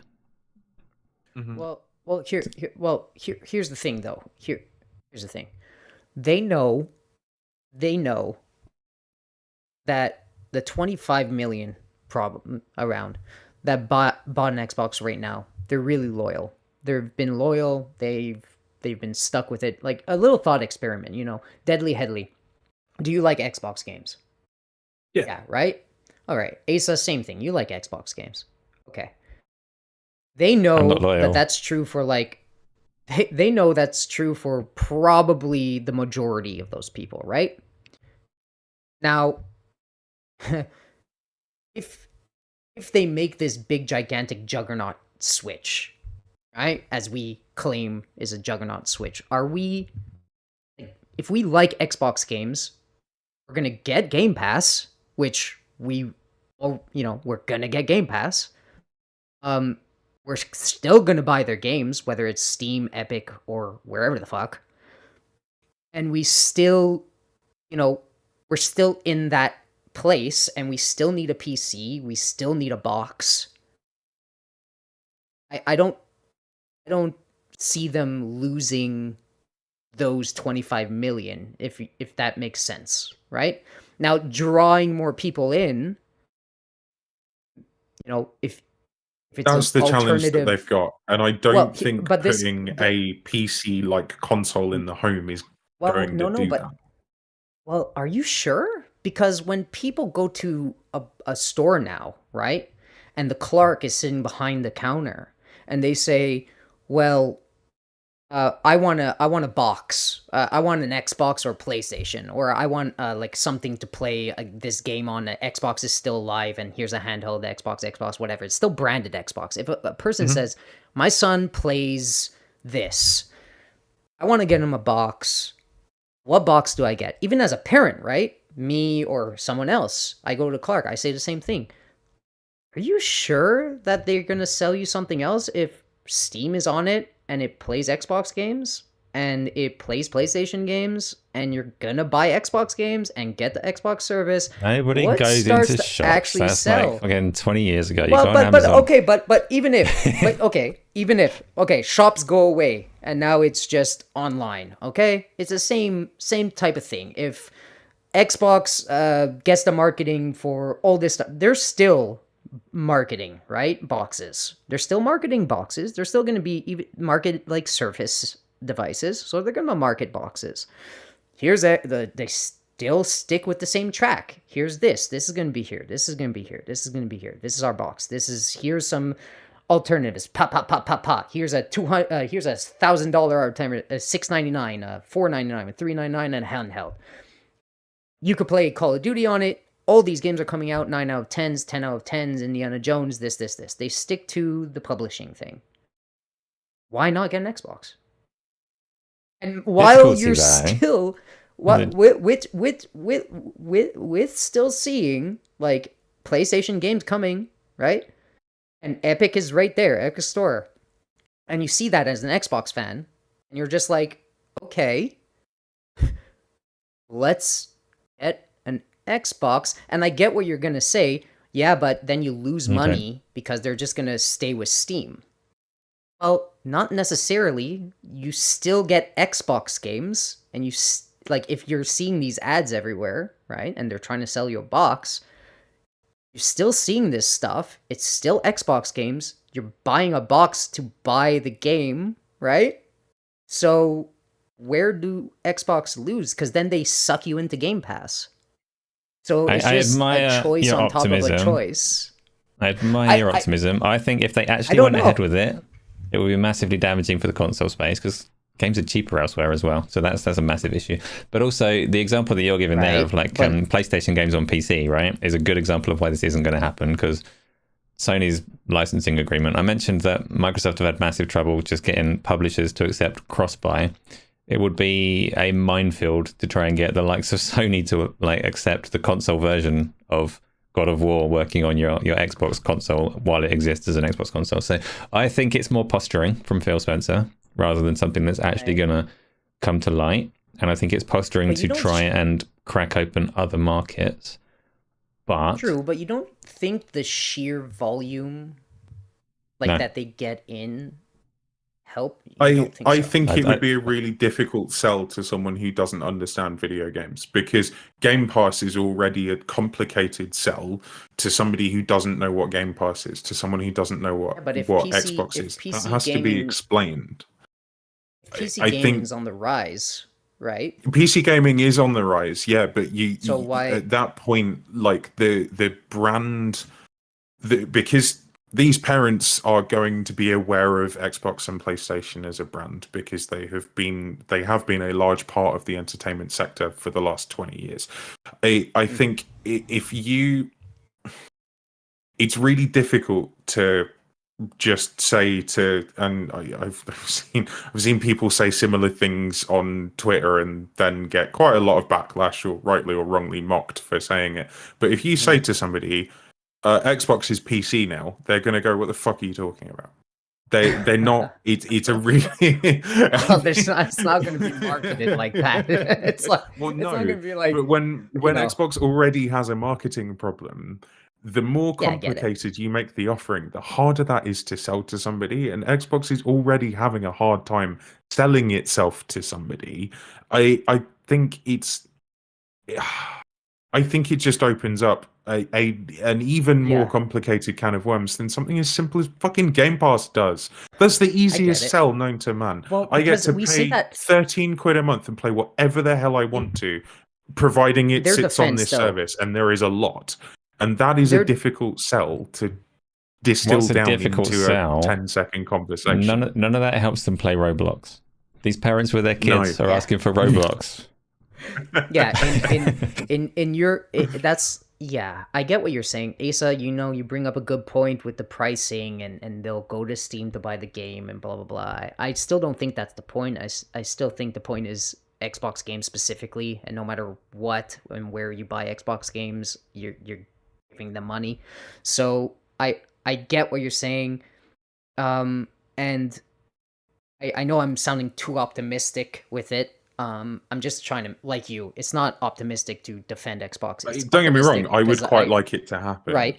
I would do it too. The reality is it's very difficult. I agree. Fuck, I had a point where I was going with this. Sorry, bro. Completely flew out the window. It'll come back.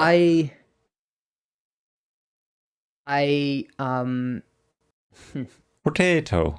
It's out. It's gone. It's gone. So it's gone out. That's all right. That's fine. What we'll do though, because that is like, I don't generally get caught up on commercial directions of these companies, because that is so much less interesting than games to me. This one caught me off guard because, like I say, I normally have a good understanding of the whats and the whys, and this one is just like, it was an unusual thing to say, so I got a little caught on it. But back to the games, I would say Diablo 4 is coming to Game Pass this week. We've not got time for that many more topics, but Diablo 4 this is kind of the first fruits of the ABK acquisition. One of the main things that I was looking for when we had to endure that for 2 years was actually, Diablo 4 will come to Game Pass. As it happens, matter of fact, I wasn't that patient. And I already had Diablo 4 for a while. I know you have as well, Gamzly. Headley, have you Diablo 4'd yet? Or are you gonna wait until you have? So I had considered waiting as well, but I also actually bought it on launch day. In fact, no, I think I got the early access. I ended up getting. Did you do the trick? No, I didn't. So I kind of basically I was working on a thing for work, and it was a pitch. We won the pitch. We were able to get like a small reward for winning said pitch, and it came in the form of like basically a thing that we could expense up to a certain amount. So I ended up sort of expensing my amount of that towards a deluxe copy of Diablo 4, because that was what I wanted. So that worked out quite nicely. Well, I did the trick. For those that don't know, the trick was it happens on quite a few Xbox games when there's an early access to the game kind of bonus. I can't even remember how the trick works. Essentially, when there's a premium edition that has like 3-day early access, you can buy the upgrade to the premium edition without buying the game. So you end up getting the super edition for like 30 quid instead of 100 or whatever. I did that, and a lot of people did that. So Microsoft caught onto it, and they let me play it for like 2 days. And then they said, no, this ain't right. This ain't right. It's entirely Microsoft's fault, but we're just going to take it away now because we can. So they took it away and ended up getting it on PC to play it properly. Which is now also available on Game Pass. But I was quite disappointed with the game because I loved Diablo 3. Right? A lot of the Diablo hardcore fans really weren't fans of 3 because it was totally quite different to 1 and 2. So it had its issues in that sense, but I love just building characters, smashing through it, and all the rest of it. Diablo 3 was my kind of action RPG. And 4, like, what they did with the graphics and the setting and the tone of it was spot on and perfect. But what they did with making it a light version of a massively multiplayer online game didn't really sit well with me. And the way that you built the characters didn't really sit well with me. But they are revamping a lot of that right now. So this launch today comes alongside a new season, I think. Gamzly, tell me about what you actually think of Diablo 4 as a game on the whole, whether you're going to jump back into it now or soon. Okay. Well, first off, go play Diablo, everybody. Even if you're skeptical about it, it's on Game Pass. If you have Game Pass, don't let them run away with your money. Go play this game. It's very good. Let's not get it twisted. It's got the scores it got for a reason. It's a great video game by a lot of metrics. It's fun. It's dynamic. It's dynamic to a certain extent. Go play it. You're gonna have a lot of fun. You won't have fun with this game. It's a fun game, a romp stomp. Even if you play it once, do that. That being said, like Asa said, it's not as deep and rewarding as maybe the other ones are in the late game. I wish they would go back to Diablo II. Where stats mattered and you could customize your guy however you want to customize it. Like a paladin could be a wizard-ish kind of play through if you wanted it to be. I wish they went back to that system. I wish they learned some things from Dragon Dogma. But yeah, I think it's gonna give a nice little kick that this game needs, and if they could really land the update. By the way, it's out now today on Game Pass, so if you're listening and you didn't know, go download it. You do need the battle.net account if you're on PC to access it, so just be mindful of that. And we know how people don't like downloading other storefronts on things. Couple things. I think it'll rejuvenate it a little bit. And I hope they knock it out of the park with the updates. The updates seem good. But yeah, I'll go try it. Like, I'm sure the community will want to try it, and I'll hop in. I'm still waiting for the most critical update, which is the roll that I had in Diablo 3, specifically on the console version. Give me the damn roll back. Let me roll through all the pots. Let me roll out the way of all the danger. Roll. But you can't do that in 4, and it's the most disappointing, like, moment-to-moment thing. You get 2 rolls. What do you mean? You get 2 rolls. No, you get a bloody ability on a timer that'll do a stupid little dodge. I want freeform roll on the... So, for those that don't know, again, Diablo 3 on the PC, it's very much a click-to-move game, right? They released the PC version of that game ahead of the console version, and like a year later, because you can't target as accurately with a controller, they decided they'll compensate, and they'll make it a little more like direct control action oriented on console. And they introduced the simplest of things. If you flick the right analog stick in any direction, your character will just do a little like evasive combat roll. And for me, it was a game changer. It made the game so much more fun to just have that responsive roll out the way. And then they took it out. It's not in Diablo 4. You can do a little dodge with the B button, and it sucks ass. They got a little bit too casual, all right? They got a little bit too casual. Freaking fun. What's wrong with fun, Gamzly? All right? You need Enigma. You need a teleport around there, and you could only get that by killing things a bunch of times and not dying. That's how you get Enigma and a teleport, all right? Not just give you a roll and you could roll around. Sucks ass. Give me a roll. Easy. Make the game 12 times better. They give you a horse, all right? Take the horse. I don't want a horse. I want a roll. Armor. Deadly I, Headley, I help, did hear help in a us break this podcast up. recently. I can't remember. I can't actually remember which show I heard it on, but I remember hearing that the latest update for Diablo 4, or it might be the one coming, season 5, is introducing some endgame stuff that has made long-term fans of the franchise quite happy. Stuff that is sort of like more infinitely replayable, and you can just go Something and like the grind for the Rifts? fun instead. Was that it? I think that's the one. I think that's it. Yeah, Yeah. but I don't know much about them. So if you want to talk about that, go for it. Yeah. I don't care about really endgame and quick. action RPGs. I like the journey more so, and I like to roll. So Gamzly, tell us about Listen. endgame. What rifts Tell were us and about what the Diablo rifts. 4 needs to do to improve the endgame. Listen, Asa. All right. Okay. Can't, busy what? rolling. Where's the potato? Where's the potato? Oh. Got no potato. Yeah, riffs are just I'm gonna be honest, I didn't even like riffs in T3, so I'm not gonna talk much about this.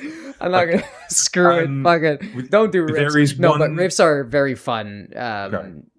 They're very fun. They're random occurrences that you could up the difficulty, and it gives you a bunch of satisfying loot, and it's always different. It's a cow level type thing, but Mhm. all the time. Anyway. There is one rather frustrating note to add to Diablo 4's addition to Game Pass, and that is that you cannot play it on the cloud. And I believe that is a stipulation That's because of you created guys, right? by the CMA, and our You extremely competent and not at all shit British government. Yeah.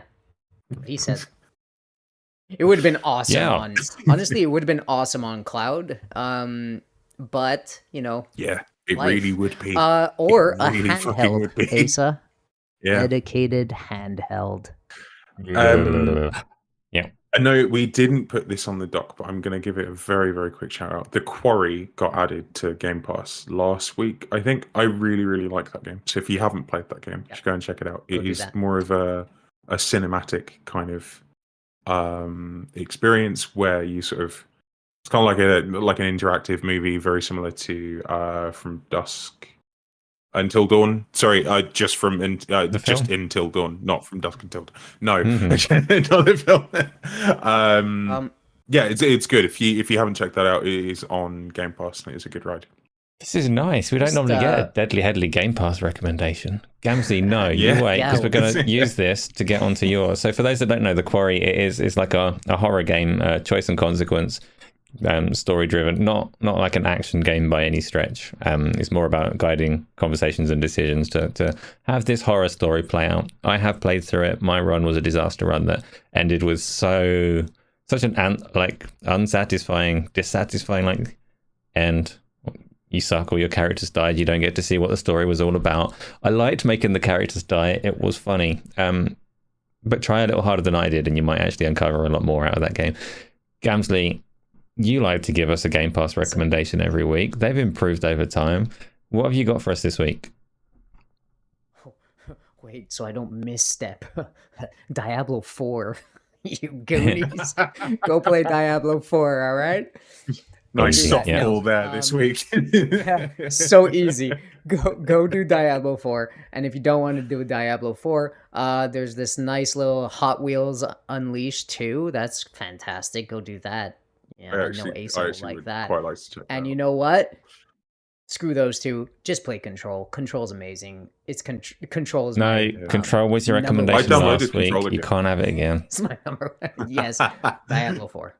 Honestly, Diablo's the Diablo 4, recommendation. There's no other one. There's a bunch of games. You mentioned Hot Wheels then as well. I quite liked the first Hot Wheels, so I don't mind trying it was Unleashed 2 fun. at some point. You think it's a joke, but it's actually quite fun. Go do that. Diablo 4. You know what and then else? Hot Wheels. Let's go. You know what else I have reinstalled? I say reinstalled. I had it briefly installed. If you say when, there potato, was a I'm ending this trial. before we get to the questions. No, it's not. Okay. It's not. I promise. That is on my hard drive, but no, that's not the game I'm talking Careful. about. Very rational and fair reaction. I'm not even mad about that. It's fair enough. We've put you through a lot of shit, Asa. I'm sorry. A while ago there was like a trial that was released for Far Cry 6. and I played that on Xbox for a bit, and I actually quite liked it. That dropped on Game Pass recently, so I've reinstalled it, but I haven't opened it yet. Partly because of the whole choice paralysis thing, because I know if I start another Don't. Ubisoft game, Don't play Dragon Dogma 2, all right? and I still need to finish Baldur's Gate. I still need to play through Phantom Liberty because I loved Cyberpunk 2077. That was awesome. Honestly, There's a Deadly. lot of games to play, and I really Deadly. want to play Dragon's Dogma 2. Yes, you do. Yeah. You know what? Screw all Heedly, that heedly. and at least go play No More Heroes. All right? Go do that instead. Stop Well, giving no, us thank you. recommendations. You've given us enough. That's a lot of games. We've only got so much time in the week. No More Heroes 3 is also on Game Pass. That's also on my list to try at some point. But for now, though, we've run quite long. So let's get on to, we'll get as many questions as we can in quick fire mode. Let's have the first of our community questions. Oh, wait. Please. Guys, while this is Whoa. going on, okay? Yeah. Shh. There's 60-ish people here, all right? One like. Come on, guys, help us out. You like the episode. Hit the like button. It To would clarify, really, that's one really like help. each, not between you. Yeah. Would be really nice. Thanks, Asa. There's 35 See, Isla, likes. you told you he's getting better at promoting his stuff. Yeah.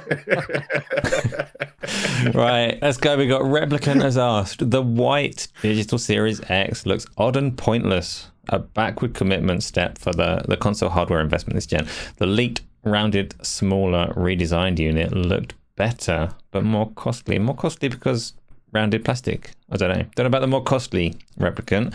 Have you two seen this white Series X? Do you think it's a terrible misstep, or is it a nice color? I don't know. I think it depends on the price point. It depends entirely on the price point. If it ends up being affordable enough to warrant PS5 users going, you know what? Yeah, I'll take that, because if you can tie that in with the value proposition of Call of Duty dropping day and date on Game Pass as well, it might move the needle for people who don't currently own an Xbox, but I can't see it doing anything for people who already do. Gamzly, anything else? It's just a weird one. I mean, if it comes out and it's cheaper, I guess, like, yay.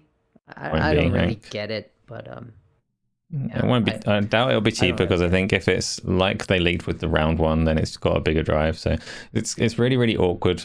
Like if they are releasing this thing, they almost need to do it silently. It sounds stupid, because obviously when you're releasing Put something, you want to Steam sell on it, but it's you going to know? be so weird to sell alongside a PlayStation 5 Pro and make people think that this is their competing product when it really isn't.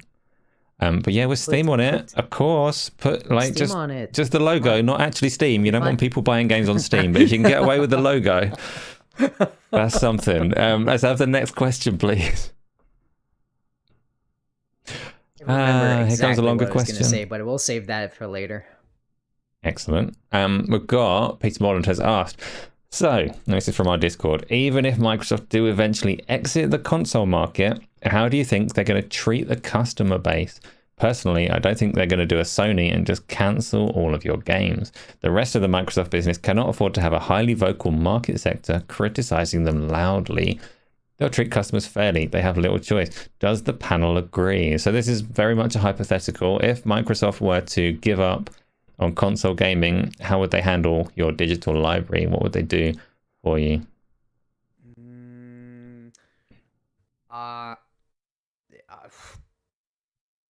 They're not.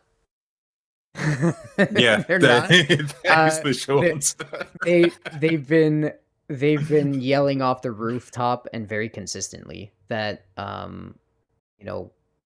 even if the box changes methods, your library is going to be more accessible. Like I would probably bet if they go to PC route and they just have a PC Xbox thing and whatever, it's actually going to be better for your backlog and all that. So I'm not sure it exists or will there exist. You're So right, I'm not going to Pete. answer that. Any way you look at it, that scenario is going to be very, very rough. And we'll take this hypothetical question as if it does hypothetically happen, because it's not really fair for us to just go, no, it's not going to happen, because anything could happen. This world is fucking crazy, so anything could happen. I think that the only way that it would be able to manage that is by basically going, we know that we've ballsed up here, so we're going to make sure that your entire Xbox library now works on PC. Thanks, bye, sorry.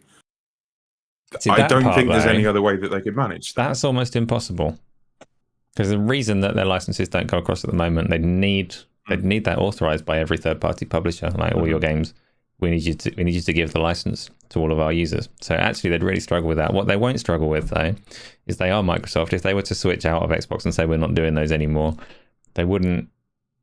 Like you'd like to think they would stop the whole online activation for the console, but they wouldn't need to take away your digital or your physical library to exit the console market. It would be awful wrong of them to do so. They've also got obviously the cloud. So you're talking about, are they exiting consoles or are they exiting games entirely? They can transfer the licenses to the cloud service and let you play there. But I think of all the companies that you can buy a game from digitally at the moment, Microsoft is the safest.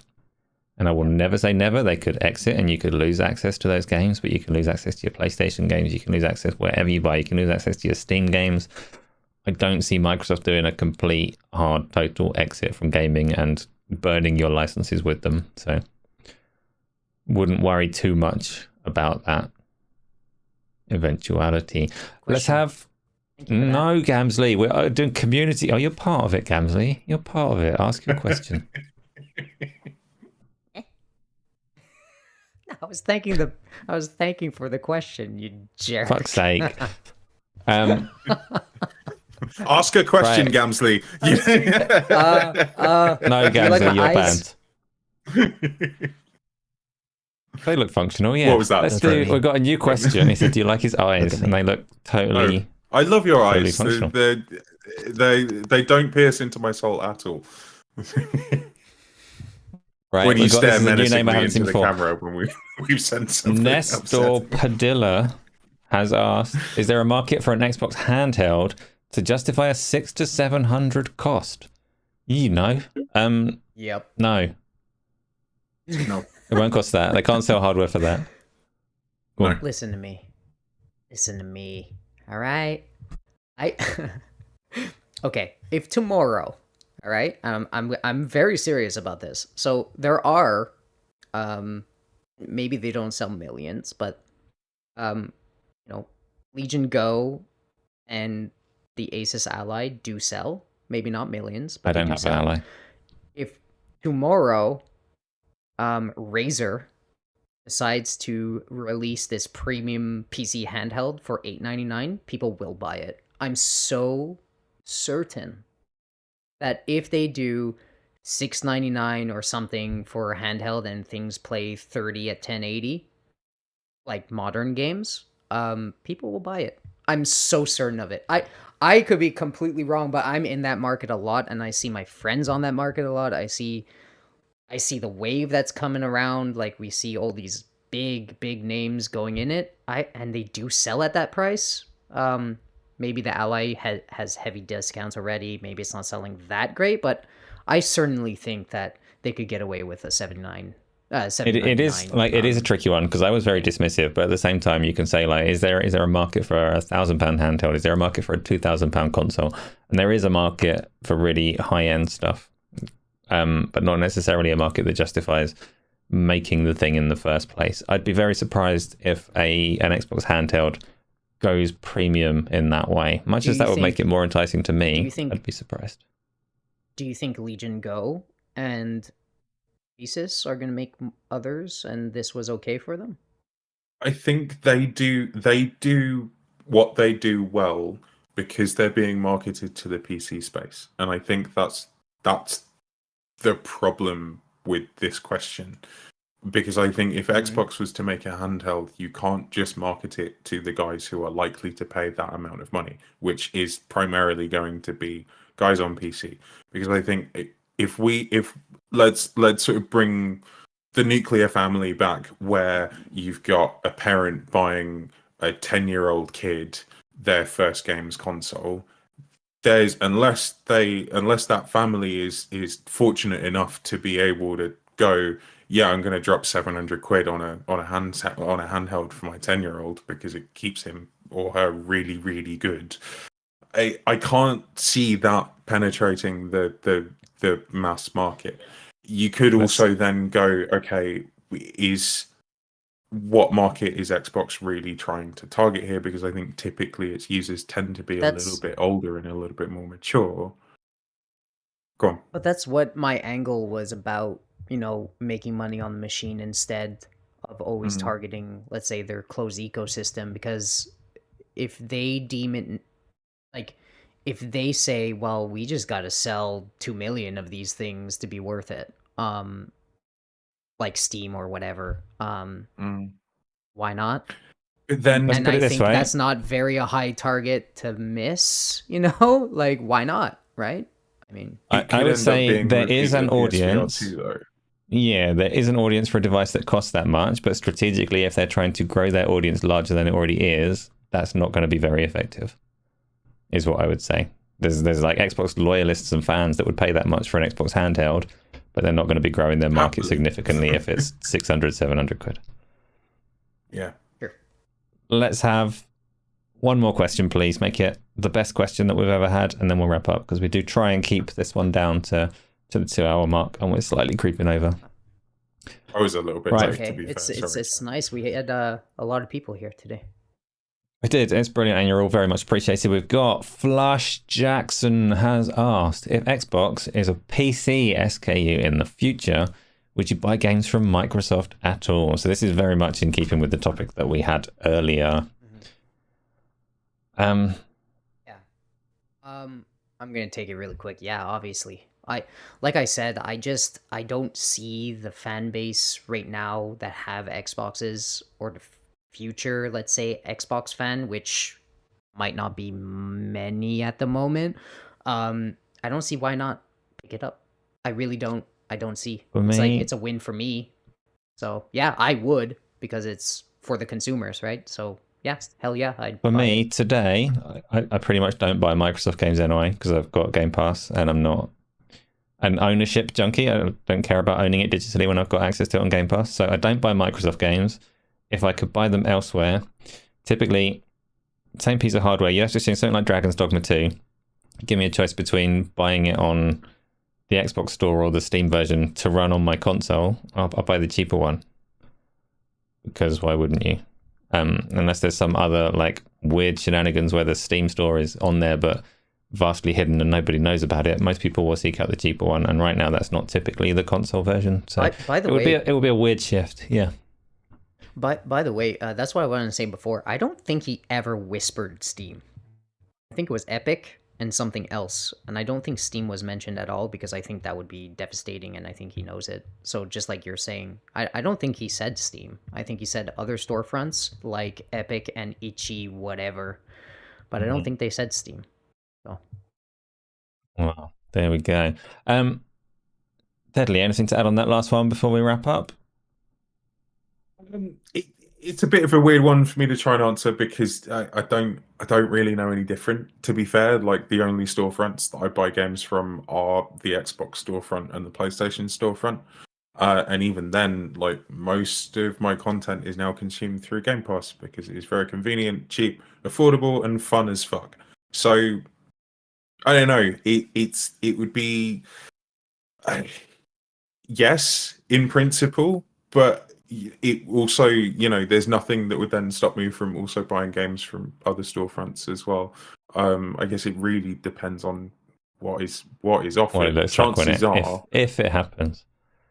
that's it, because I think at the moment, like, we live in a world of entertainment broadly where we have smaller amounts of money going to a lot more places.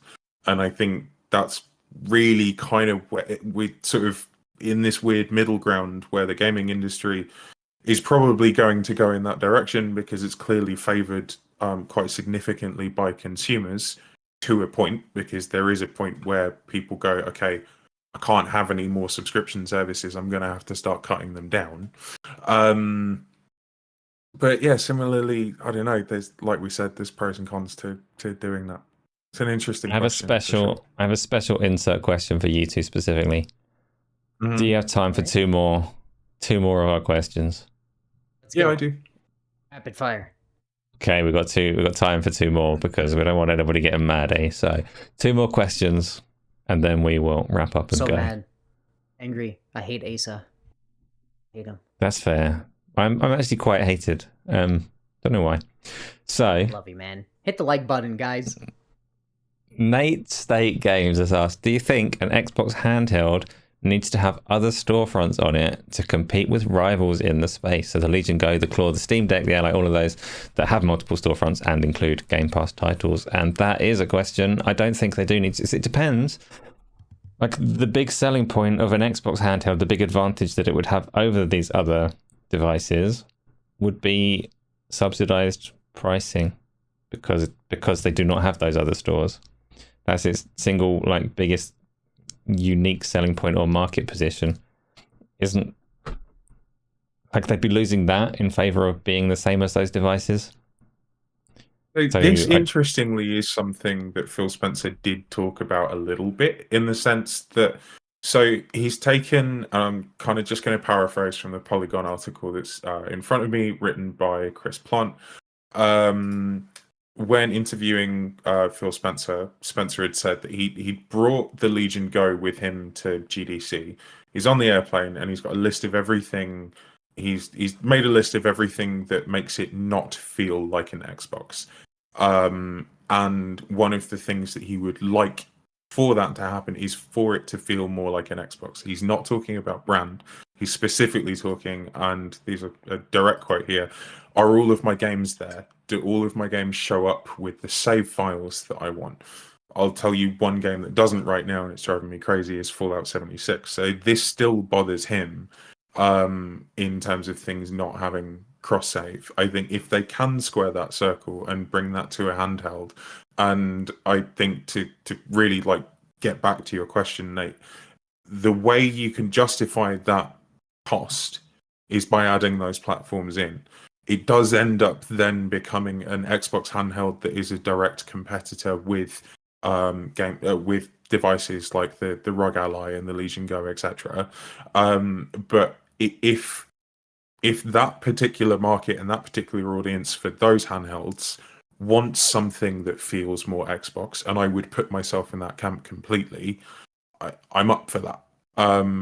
I think it would be good, and I think that is how you navigate that sort of that price point, by going, this is first and foremost a gaming handheld, but we are prioritizing the Xbox experience wherever you go, whether that ends up being something like basically a ROG Ally, but with I would love to see a handheld with the expandable storage slot that you've got in the Xbox Series consoles right now. Currently, I don't have one of those cards, but I want one.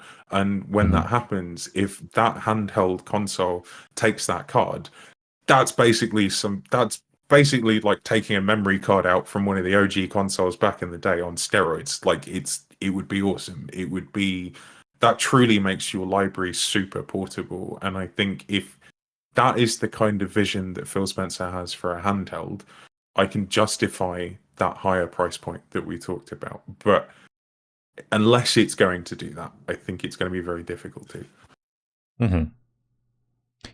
Gamzly has disappeared. Let's do, unless you want to add on the handheld thing, Gamzly, we'll do one more and then we'll actually... yes. The handheld thing, oh my god. Sorry, I got a call in the middle there.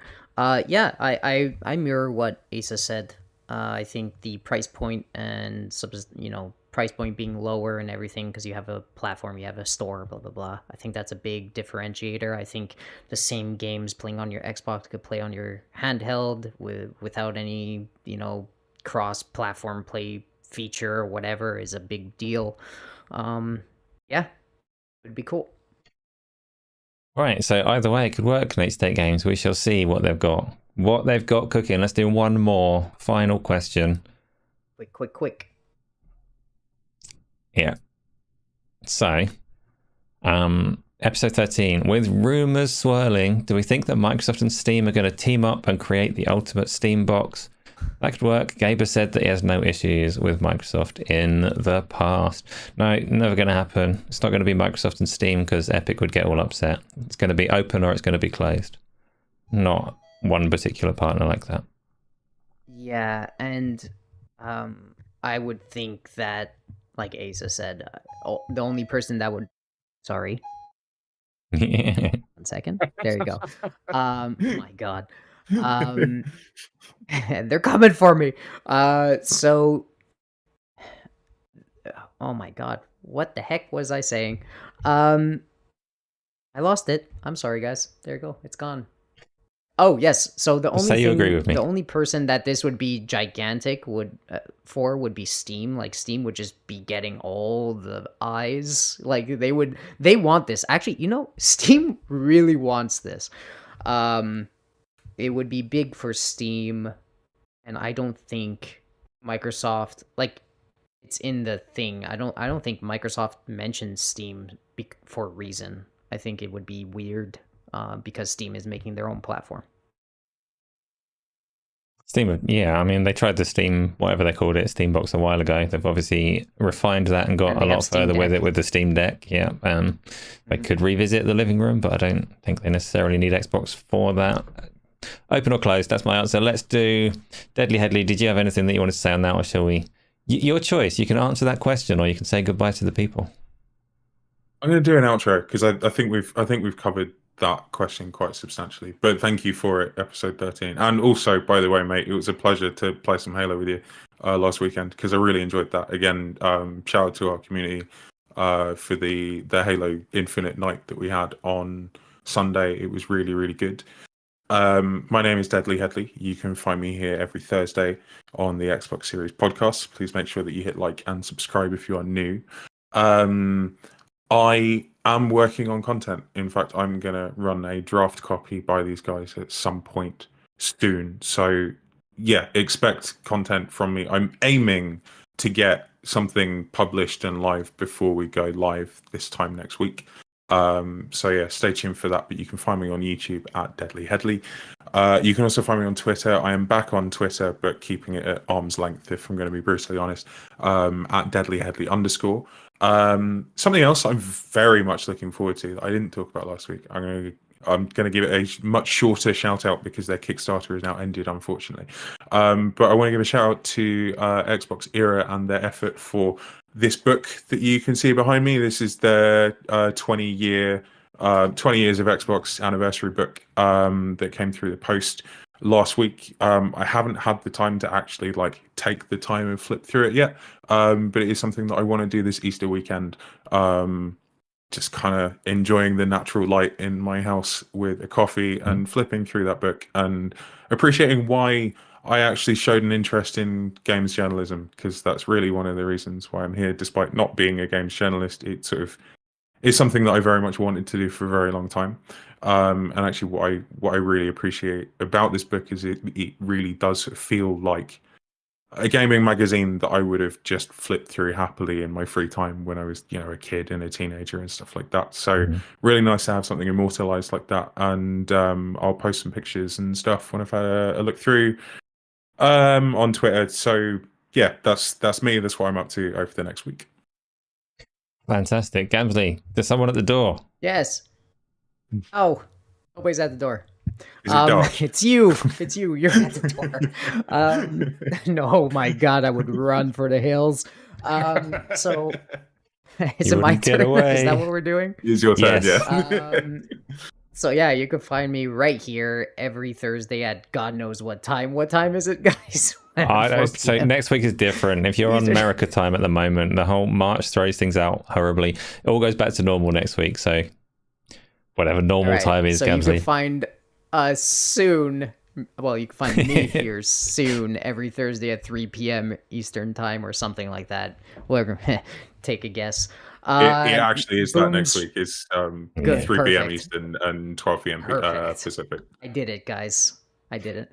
And on Boom's show every lunch time, Monday, 12 p.m. Eastern time.